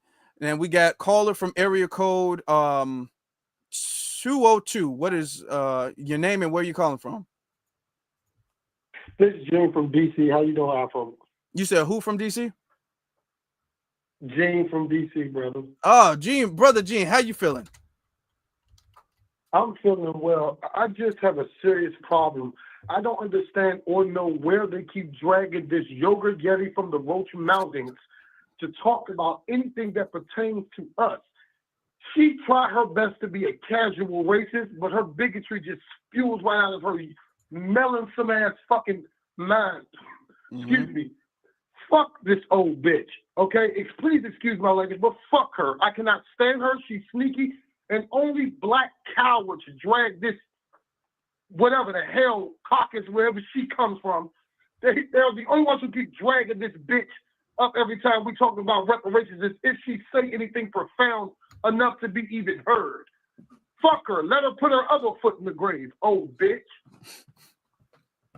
And I I'll agree. learn my plane. Thank you, brother. I agree. You know, and this is what Dr. King was talking about. When Dr. King said there's white liberals who pretend that they want the best interest for black people, but when it comes to actually breaking the status quo in the racial pecking order, they don't want that. That's what Jane Elliott is. She'll go on and she'll talk about racism and all of that stuff all she wants to, but she really, when you actually listen to her, Jane Elliott really doesn't want that. She just says that. Caller from area code 971. You're on live. What's your name? Where are you calling from? Hey, Afro, this is Jacoby, aka Defiant. How you doing tonight? I'm good. How you feeling? You hear me? Yeah, I can hear you. I'm feeling all right, man. Yeah, man. Jane Elliott is a female version of Bernie Sanders, man. Portland, Oregon. Okay. You keep going. Can you hear me now? Yeah. Yeah. Jane Elliott is a female version of Bernie Sanders. So, back, years ago, we used to, I was kind of following her. She was talking all the right stuff. And then until you started talking about reparations, she went into this tangent. Oh, no. What about the Indians? What about this? What about that? And I'm like, whoa. You're talking all this good stuff. And now it's a problem when it's time for foundational Black Americans to get their due. These type of folks are dangerous. These type of folks are very dangerous, and you have to watch them at all times, because now she has her claws in the community, and she's been there for a long time. You have to keep her. You got to keep your eye out on her. You got to keep your eye out on her because now they see these bootlick boulets are doing this on purpose. They don't want to go to the real grassroots and ask the real questions. They know about Afro Elite. They know about Black Alpha. They know about Marcel Dixon. They don't want to do it because they will have to really do the real work. They go to these weak fools to really diminish the reparations movement. So just keep doing what you guys doing, and don't pay her no mind, but keep your eye on her but she's very dangerous. She'll talk a good game, like Tim Coates, but just keep your eye on her, man. Yeah, definitely. Thank you. All I right. appreciate the call. Yeah, bye-bye. Yeah, he's very correct. Very true. And this is one of the reasons why we have to be very direct with just the way we talk about certain things, right? Because if we talk about racism as you don't like somebody or bigotry, yeah, she sounds really good when we talk about just the concept of bigotry. But when we talk about the actual solutions like reparations, that's where a lot of these pro-black liberals who want to fight against racism, that's where they start to kind of fade off. That's where they fade away, because they'll be all like, man, bigotry is wrong and racism is wrong and we all bleed red. They'll say all of that stuff up until solution time. When it's solution time, then they're never around. That's like Jane Elliott. But when Jane Elliott is the one blocking the solution. Jane Elliott is she's not just avoiding reparations, she's opposed to reparations. So that's like what she does. Caller from area code 602. You're on live. What is your name? Where are you calling from? Hey, what's up, Afro? This is Tyrone. I'm out here in Phoenix. What's on your mind, brother? Man, I've been looking at Jane Elliott side eye for a long ass time, man. That's pretty much all she's doing is pretty much trying to run an interference, trying to basically use the Indians as like some kind of buffer between us and reparations. And she talking all that shit about everybody came from Africa and even the white people came from Africa, but I bet you her ID still say white though. Yep. So it's like we're not talking about ancient history. We talking about the lineage of America. You know, America only been around for 400 or 500 years or whatever. So this is what we talking about now. You know what I mean? So if we already know that the Native Americans got land and money, so how is that going to be some type of a barrier to stop us from getting reparations when they already got something? And then you say you want to give them more before you give us anything. That's a good point. Yeah, so That's a good that point. shit is just dumb. She knows what she's doing, dude. Like she's basically, I don't know if she's like a CIA asset or what the hell she is, like some type of Negro whisperer or what. But you know, we already know the Native Americans get a whole lot, and we're talking about reparations for slavery. The Native Americans was not slaves. No. So if they already have their own land and they already get federal money and all that type of shit, how the hell are we supposed to get blocked out of the equation when we was the ones that had to work for free for 250 years? That's true. That's true. And the thing is that, like you were saying, when it comes to the Native Americans not being slaves, a lot of the Native Americans were actually, or the people they call Native Americans, because we're part Native, but the 5 civilized tribes, a lot of them were slave catchers. A lot of them participated in our enslavement. Exactly. So if anything, they owe us money too. Exactly. And then they signed all type of treaties with these Europeans and made deals with them. You know what I'm saying? That's like part of the whole shit that they was doing with the slave catching, because they was working together with these people. So like we haven't got a chance to sign no type of a deals for us to be able to get no type of resources to compensate for what we've been through. So how the fuck are we supposed to get blocked out of the equation of being repaired for what we've been through for hundreds of years, centuries over time? That basically has us behind the ball, you know, at the bottom of the economic pyramid. And, you know, the Native Americans done already made the deals and done already been receiving what they receive. Like, I don't hear them out here complaining, trying to be activists and going to the politicians about getting more stuff. They're already getting enough. Like, they're already, whatever they're getting, they clearly must be satisfied with it. So I don't understand how, not only the fact that we was promised 40 acres and a mule and didn't get it, I don't see why everybody's so comfortable with us not receiving anything. And then, you know, she's basically just in games like she's on our side, but she's basically just a wolf in sheep's clothing. Yeah. That's a great point. You're absolutely correct. Yeah, I'll go ahead and I'll land my plane with that, man. I appreciate what you're doing, bro. Thank you. Thank you, brother. I appreciate you. Thank you for the call. All right, peace. Peace, brother. Now,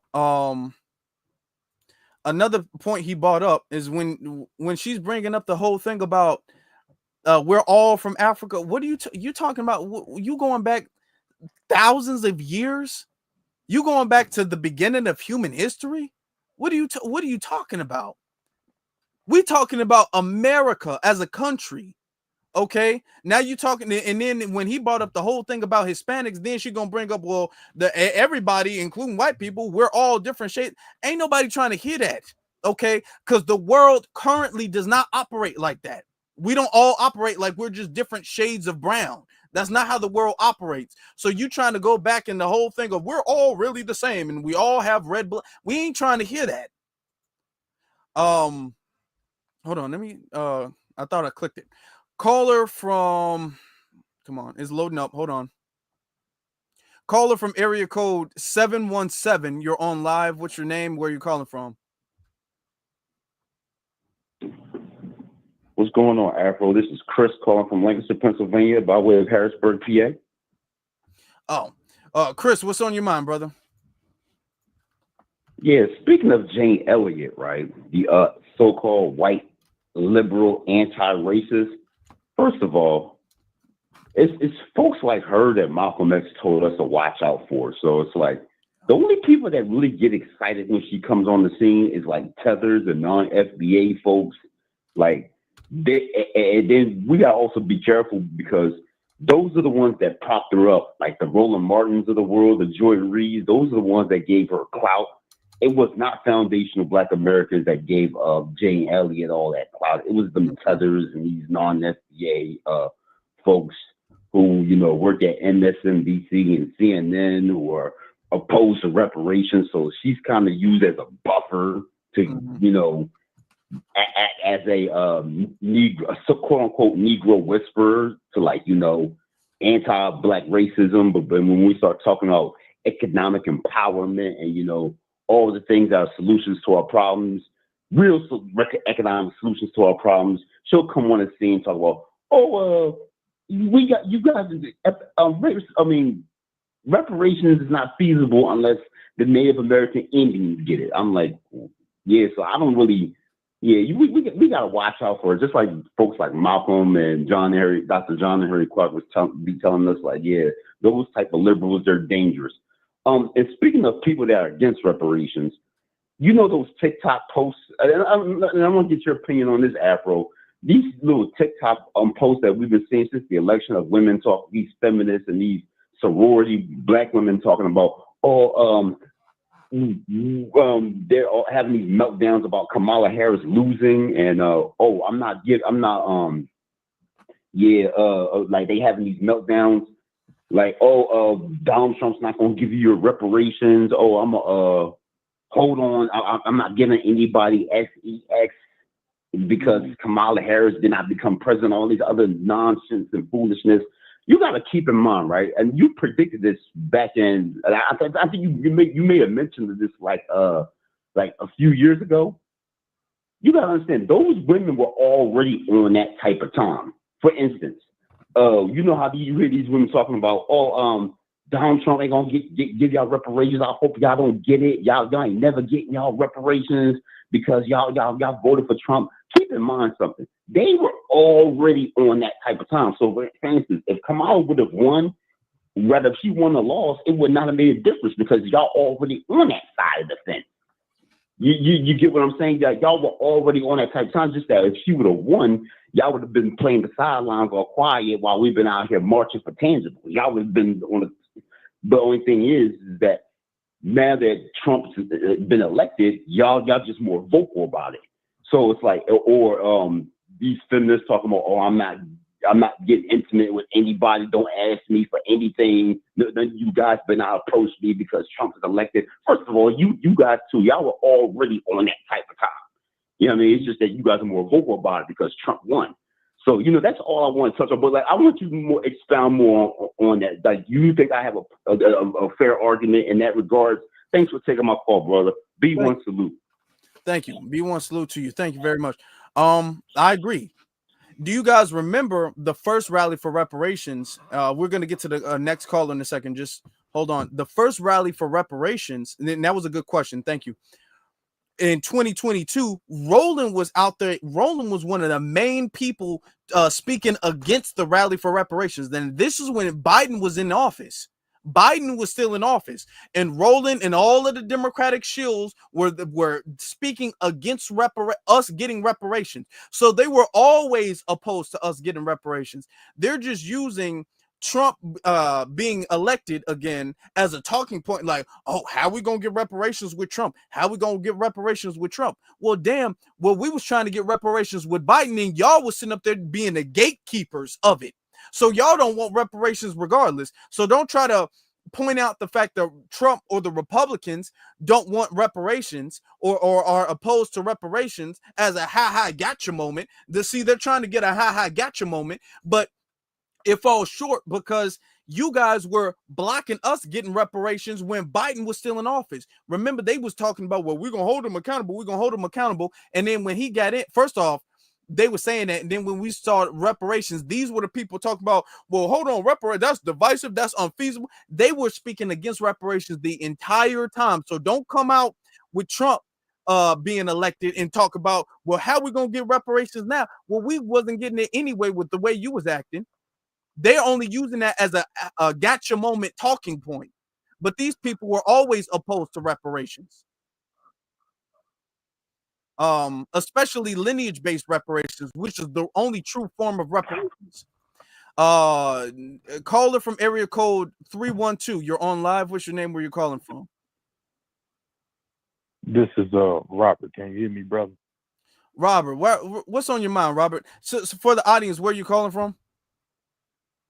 Oh, I'm calling from Chicago. We spoke last week on your Instagram live stream, but it was kind of breaking up a little bit. So okay. I ended up just that was me. So I'm just calling in to make a couple statements.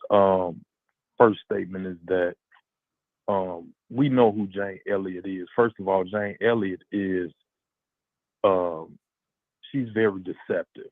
You know, Jane Elliott will give you a little bit of the truth and then slide in her lies. Okay, so that's who Jane Elliott is, and a lot of the people that's been coming on talking about this, Jane Elliott can kick rocks. Okay, we can get Jane Elliott up out the paint. And my other statement is that, and I don't want to come off, you know, as attacking a quote unquote black man, but when you got black men like that brother that was asking her, and I don't even know if we can even call this dude a brother. You know, he's a limp back, noodle neck, and feminized, pasteurized Negro that just handed her the keys to just go all off in the so-called. It's a rant to me because again, she's deceptive. So you just instantly just gives it to her. You know, you gives it to her so she can go on this rant talking about these natives and this and that, and just totally excluding us, and we don't appreciate that. And for Negroes like him, this is the main point right here. For Negroes like him, we got to get all of them up out the paint. We got to get them all up out the paint because they will. Negroes like him will sabotage our fight for reparations, and that's why we stand so hard on it, and that's why we got to come down on these Negroes' neck that talk like him. We got to get them up out the paint, brother, and that's all I want to say. Appreciate you for letting me come on. Be one to the family. Be one, brother. Thank you. Thank you. I appreciate that. Now, he makes a great point. This is why I noticed, because I know a lot of people are going to focus on what Jane had to say in response, but that's why I paused it right in the beginning. The way he framed his question, he tried to give her a little alley-oop, tried to give her out, be all like, well, what do you think about reparations? But just so you know, I think reparations, the lineage thing, would be used as a proxy for race. So he tried to give her a way to oppose reparations without seeming so bad. She took it, and she took it to a whole nother level, because he was trying to give her a little safe passage to excuse reparations. Because in the chat room, when they were doing it, because they were doing it live in the chat room, people was all like, ask her about reparations, ask her about reparations. Everybody in the chat room saying that. So they had to ask her about reparations, or else they would be on blast. So he asked her, but he asked her in a way, he was all like, let me give her a little escape hatch for reparations. So, because I know she's opposed to it, but let me give her a little escape hatch. She took it and she was all like, oh, I'm taking this to a whole nother level. She took it to a level beyond where he was going. So yeah, we got to get him out the paint, and those who try to give little escape hatches to reparations out the paint too. Now we got caller. We're gonna get to the next caller. Caller from area code 240. You're on live. What is your name? Where are you calling from? Hi, Afro. This is Sister Stephanie from Maryland. Stephanie, how you doing, sister? I'm good, and you? I'm good. I'm good. Thanks for calling. Okay. So first off, that old wicked witch of the West is not from no damn Africa. 1. 2, she does not speak for me or for my lineage. And 3, this is our home. This is our land. We built this country. And like I said in the super chat, we're going to sit out until we get what's rightfully owed to us. And I land my plane, sir. Thank you very much. And that's all this from Africa. She from Africa. We listen. We are not on none of that. Shout out to Stephanie. That's our beloved Stephanie in the chat. Shout out to her. We not on that, and she don't speak for us, and we need to stop. And this is why people don't take Roland and his shield serious, because she would never be allowed on my platform as the authority. I'm talking about Sister Elliott, and asking her a question as if she would even qualify. She's a white one. She would not even qualify for reparations, and we sitting up there asking her opinion on reparations for her to do. I could see if she was like a lawyer or something like that, but she's not even that. She's not a lawyer. She's not a politician. Why are we asking her? Why? Okay, now let me get to we got another caller. We're gonna get to it's taking a second. Caller from area code 917. You're on live. What is your name? Where you calling from? Yo, what's good, Afro? This is your man Billy Gam calling from the Bronx, New York. What's on your mind, brother? Billy from the Bronx. Yeah, I just want to talk about Jane Elliott. Yo, she bugging. She talking about they came from Africa. Yo, she's supposed to be a scholar, I believe, like in historians and stuff like that. But if she knows anything, white people ain't even connected to the Homo sapiens. Homo sapiens is only black African people, point blank. At best, she probably like a caveman Neanderthal or Cro-Magnon or something like that. And my point is that anytime that these white people want to connect themselves with something, it's just to try to dilute our blackness. You know what I mean? So I'm all about reparations for us. I'm also indigenous. I'm also FBA. You know what I mean? And yeah, man, I want people to check out my blog. If they ever interested in like some DNA stuff, this is what I do. I do the genetic history, and I do real genetic background. I'm not talking about like that 23andMe, 80%, 40% that's autosomal DNA. What I do is like real lineage DNA from your mother going all the way back and to your father going all the way back. I'm talking about 10,000 years before present. And I have proof that my maternal side came from America that's been here at least 13,000 years.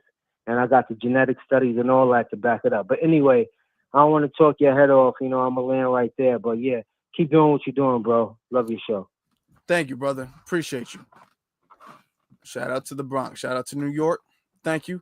We've been having really good callers this stream. We've been having really good callers. Gonna get a few more in. Caller from area code. It's taking a little second. Caller from area code 251. What is your name? You're on live. What's your name? Where are you calling from?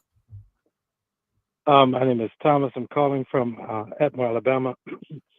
And my biggest thing is about how we used to, I read a lot of times about how people use the terms racial and racist because when we use those terms, it kind of equalizes our oppression with Mexicans and whites, and everybody calls everybody racist. But black people have been through something that no other group has been through in this country. Mm-hmm. And like the Jews did not allow you to mix their oppression with anybody else. They consider themselves a distinct group. I believe we have to disassociate our oppression and persecution with any other group in this country. And a lot of times I'll write, you might see my comments about we did not suffer general vague racism. We suffered specific anti-black hatred, persecution, injustice, and oppression. And I think it's very important for us to really show that distinction. Yeah, that's very true. When we try to make it seem like all racism is the same and it affected the same to everybody, that takes away from what our ancestors had to survive. We can talk about this survivors of the Tulsa, Oklahoma massacre. Name a massacre that happened in this country similar to Tulsa, Oklahoma, that happened to any other group of people. You can't. There was nothing, and that's Yeah. not the first. That's not the first one or the only one. You can't name another massacre. Shout out to Torian Rain. He did a whole series on the massacres that we faced. Asians didn't have to go through that. Hispanics didn't have to go through that. No. These Native Americans, these who you call Native Americans, they didn't have to go through that. So you're exactly correct. We are going through we have been through something and are currently going through something that is very unique that nobody else compares to. No one. And can I say one more thing? Yeah. Hello? Yeah. Oh, okay. Our politicians, I mean, I write a lot of times that 99.9% of our black politicians are sellouts. Mm-hmm. They do absolutely nothing for us, like the what's that? The National Black Caucus. Mm-hmm. I forgot the name. National Black Caucus. They Yeah. do nothing for us. The Congressional Black And Caucus. one thing I think, Congressional Black Caucus, that's it. Yeah, they do absolutely nothing for us, and most black politicians are either sold out for the Republicans or the Democrats, and black people in the middle. And we keep voting for these people, and they do absolutely nothing. They do not represent us. They don't bring up our issues. As far as they're concerned, after they get our votes, we are invisible. Mm-hmm. And that's the sad thing. I wish black people would really pay it. I mean, I'm 62 years old now, and I have never voted Democrat because I knew the Democrat platform way back in the 70s. It was always for illegal aliens. It was for homosexuals. It was for feminists. And they had nothing at all for black people, even way back in the 70s when I was around in my teenage years. So I'm hoping that black people will wake up more and more and stop blindly voting for these politicians without knowing where they stand on black people. Yeah. Yes, indeed. That's true. And now we've seen with this last election, you know, a lot of black people sat on the couch this election. So hopefully the trend is going where it's need to go. The trend is going where it should go. You know, and I hope this doesn't upset anybody, but I did vote for Trump. I'm sorry, Miss Kamala. To me, she is far too dangerous, and their policies are far too dangerous. I mean, they could have kicked off World War III because they keep provoking Russia. They keep trying to, what do they call it, stabbing the bear or poking the bear. Mm-hmm. And they are provoking World War III. And I think if she got in there, we would be in World War III over Nazi Ukraine. That doesn't make any sense. And so, but black people don't pay attention, and they just go and a lot of them just ran on there. I gotta get the first black woman president in office, so-called. I hope black people are learning. Yeah, that's true. That's true. I'm not gonna lie. I do agree with that. It probably would have been another world. Biden got us right by the edge. We was right here next to another world Right war, at the doorstep of World War III. She would have took us all the way there. I believe that. I agree. All the way in, man. So thank you. But very much. thank you for. I appreciate it. Thank you. Now, bye now. All right. Have a good one. And then we'll wrap it up with this one. So we'll get this last caller in. Caller from area code 267. You're on live. What's your name? Where you calling from? My name is Curtis. How you doing, Afro? I'm good. How are you? I didn't hear you. What's your name? Where you calling from? Curtis from Philadelphia. Oh, okay. Curtis from Philadelphia. What's on your mind, brother? Yeah, I just wanted to say about what's her name, Jane. What's her name, Jane Elliott. Oh man. I seen that that tape one time when I first seen it, and they talk about reparation and the way, like you said, the way the guy tried to throw an alley hoop and everything. Man, I turned that off immediately. But we got an Asian lady out here too. That's what I want to tell you, Afro. We got an Asian lady out too that's trying to cosplay and talk about black people. Like she know our problem and what we went through as far as slaves and stuff like this. I don't like these people, man, that's trying to, talk about our history like they know our history, man. I don't, to me, I'm old. I'm a guy, but if I see you talk about I'm gonna smack you in the mouth, 32, man. But this is a different age and time, man. No, I just want to say, man, like I said, keep up the good work, man. You got family in Philadelphia, brother. That's with y'all, man. You Afro elite, man. Black Black Alpha, Vicky Dillon, man, Tyreek Nash, man, y'all brothers, man, and sisters, keep up the good work, man. Okay. Thank you. I appreciate you. Thank you, brother. All right. You have a good day, man. You too. He's absolutely right, and that's one thing I don't like. These non-black, it's one thing to be non-FBA. It's another thing to just not be black at all, and yet you speaking on black issues as if you some type of authority on black issues. I think it's a mayor, an Asian lady mayor or something, and she's trying to speak on black issues like she relates to the lineage. Man, I don't like that. There's that caller was quick, so we can get one more in. We've been on for like 2.5 hours, so we'll get this last one in. Caller from area code 202. You're on live. What is your name? Where are you calling from?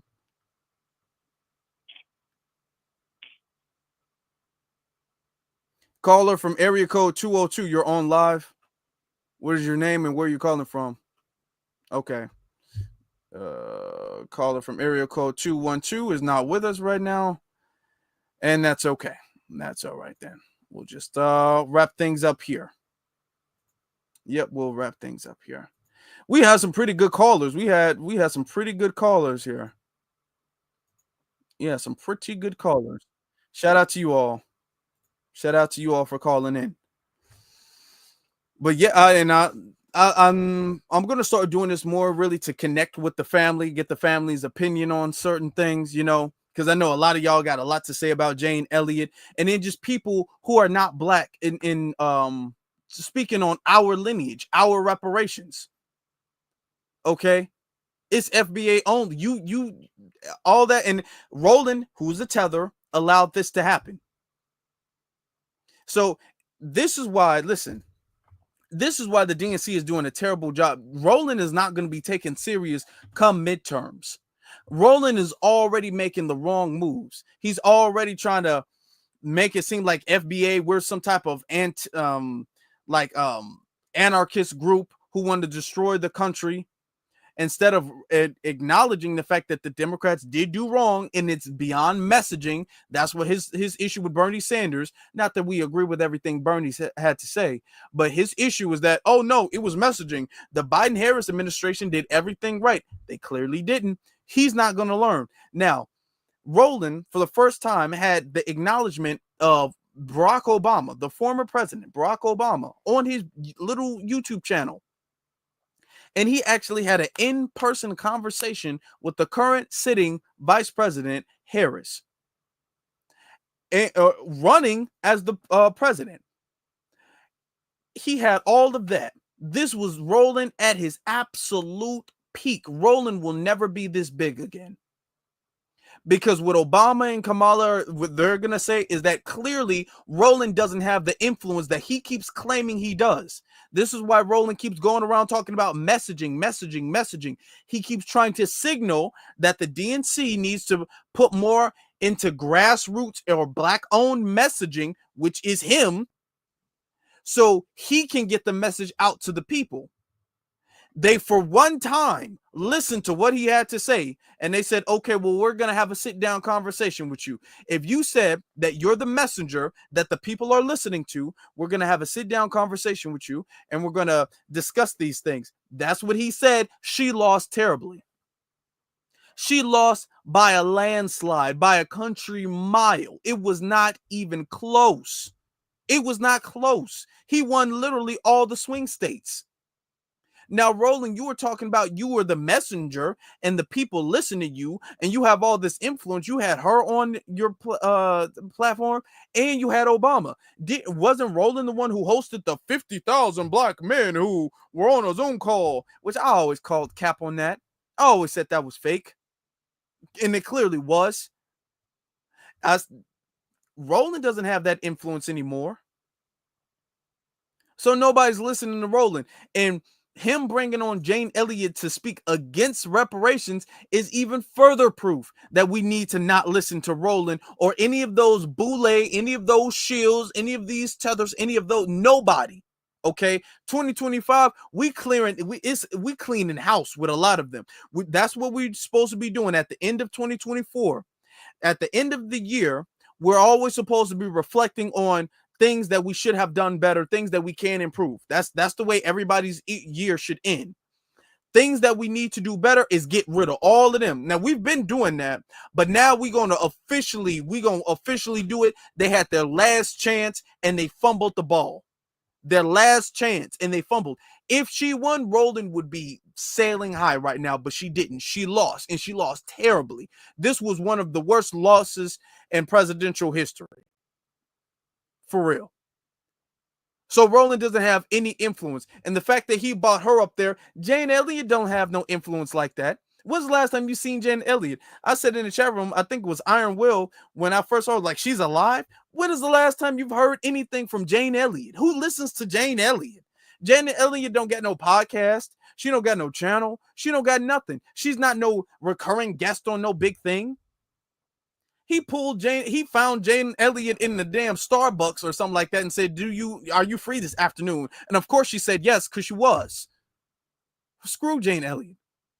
She don't know what she's talking about. She's one of those hidden racists that Malcolm was talking about. Remember what Malcolm was talking about when he said the white liberal is like the fox and the conservative is like the wolf. The wolf wants to eat the sheep the same way the fox wants to eat the sheep, but the wolf is just going to be honest and open and blunt and transparent with it. And in a lot of ways, even though it's still deadly, in a lot of ways, that's better because the sheep knows if I see a wolf coming, I need to run away or I need to go around other sheep so we can defend ourselves. The sheep will know to adapt to the wolf, but the fox comes in and the fox is tricky. The fox doesn't come in with the same open agenda that the wolf comes in with. The fox comes in and the fox acts like it's not a threat, but the fox is just as much of a threat as the wolf is. It might be a smaller, less strong, but the tricky part is the fox is deceitful. And with the deception, the fox winds up getting the sheep more often than the wolf does because the sheep knows to avoid the wolf. The sheep doesn't know to avoid the fox. Jane Elliott is exactly like that. She's exactly like that. But like by definition, if Malcolm X was alive today, Malcolm X would say that about Jane Elliott. I put that on everything. Malcolm X would say that about Jane Elliott. Dr. King would also say that about Jane Elliott too. Dr. King and Malcolm X would not roll with Jane Elliott, would not rock with them at all, with her at all. Dr. King was saying, he did an interview on MSNBC when they asked about the white liberal, and he said the white liberal only goes so far. There are certain things that they might not feel comfortable with, but when it comes to real substantive change, the white liberal stops at a certain point. That's Jane. Jane, she'll talk about the brown eye, blue eye thing. Everybody, that thing, I think that's how she became real famous, is the brown eye, blue eye, and you shouldn't mistreat anybody. She'll talk about the bigotry and the mistreatment, but then when it comes to the solution aspect to it, that's where Jane hits the brakes. She slams on that brake. When it comes to reparations, when it comes to tangibles, she slams on that brakes. And then she's used as a talking point to say, well, actually, let's give more to people who've already received things. So no. Jane gotta go. Jane has to go. She has to go. I think we had another super chat. One last super chat. We had a super chat from Abdul Salam. Says FBA B1, cut the damn check. Exactly. Cut the damn check. And you know what? That's going everybody in the comment section when this is over, cut the check or cut the damn check. Either one. Cut the check. Because if y'all did that, y'all wouldn't have lost. Y'all can talk about y'all post-recovery and what's going to happen in the next 4 years. We're going to still be here stomping and standing on business for our reparations in the next 4 years, 8 years, 10 years, whatever. We're going to do it until we get reparations, and nothing's going to stop us from doing that. What y'all need to do is y'all need to come together and y'all need to find a way to give us our reparations. But the way Roland's acting right now, Roland is not going to be a part of that. All right. Shout out to our good brother Hurricane, says Jane looks like dog-ish. Damn, when it turns white. And that's the worst type. That's the worst type. It get all dry and and she does. Oh, she aged so terribly. She aged so terribly. Family, I need you guys to make sure that you guys are following me on my various social media platforms. That's Afro Elite on Instagram and then the Afro Elite on X, Twitter. And the descriptions to both of those, the links to both of those are in the chat room. Also, hit that like button. Make sure you guys, we got to really hit that like button. Everybody got to hit that like button. Hit that like button. Hit that subscribe button. Double check. Make sure you're subscribed. Hit that subscribe button and hit that notification bell so that way you don't miss out on any content, any videos, any shorts or anything like that. Make sure you guys do that. All right. B1 family, I appreciate you guys for being with us today. I appreciate you guys. We're starting this week off pretty good. B1 family, I want to thank you all for watching. Thank you all. Thank all the callers. Thank all the super chats. Thank all the cash apps. Thank you guys. Thank you all for watching. Y'all be safe.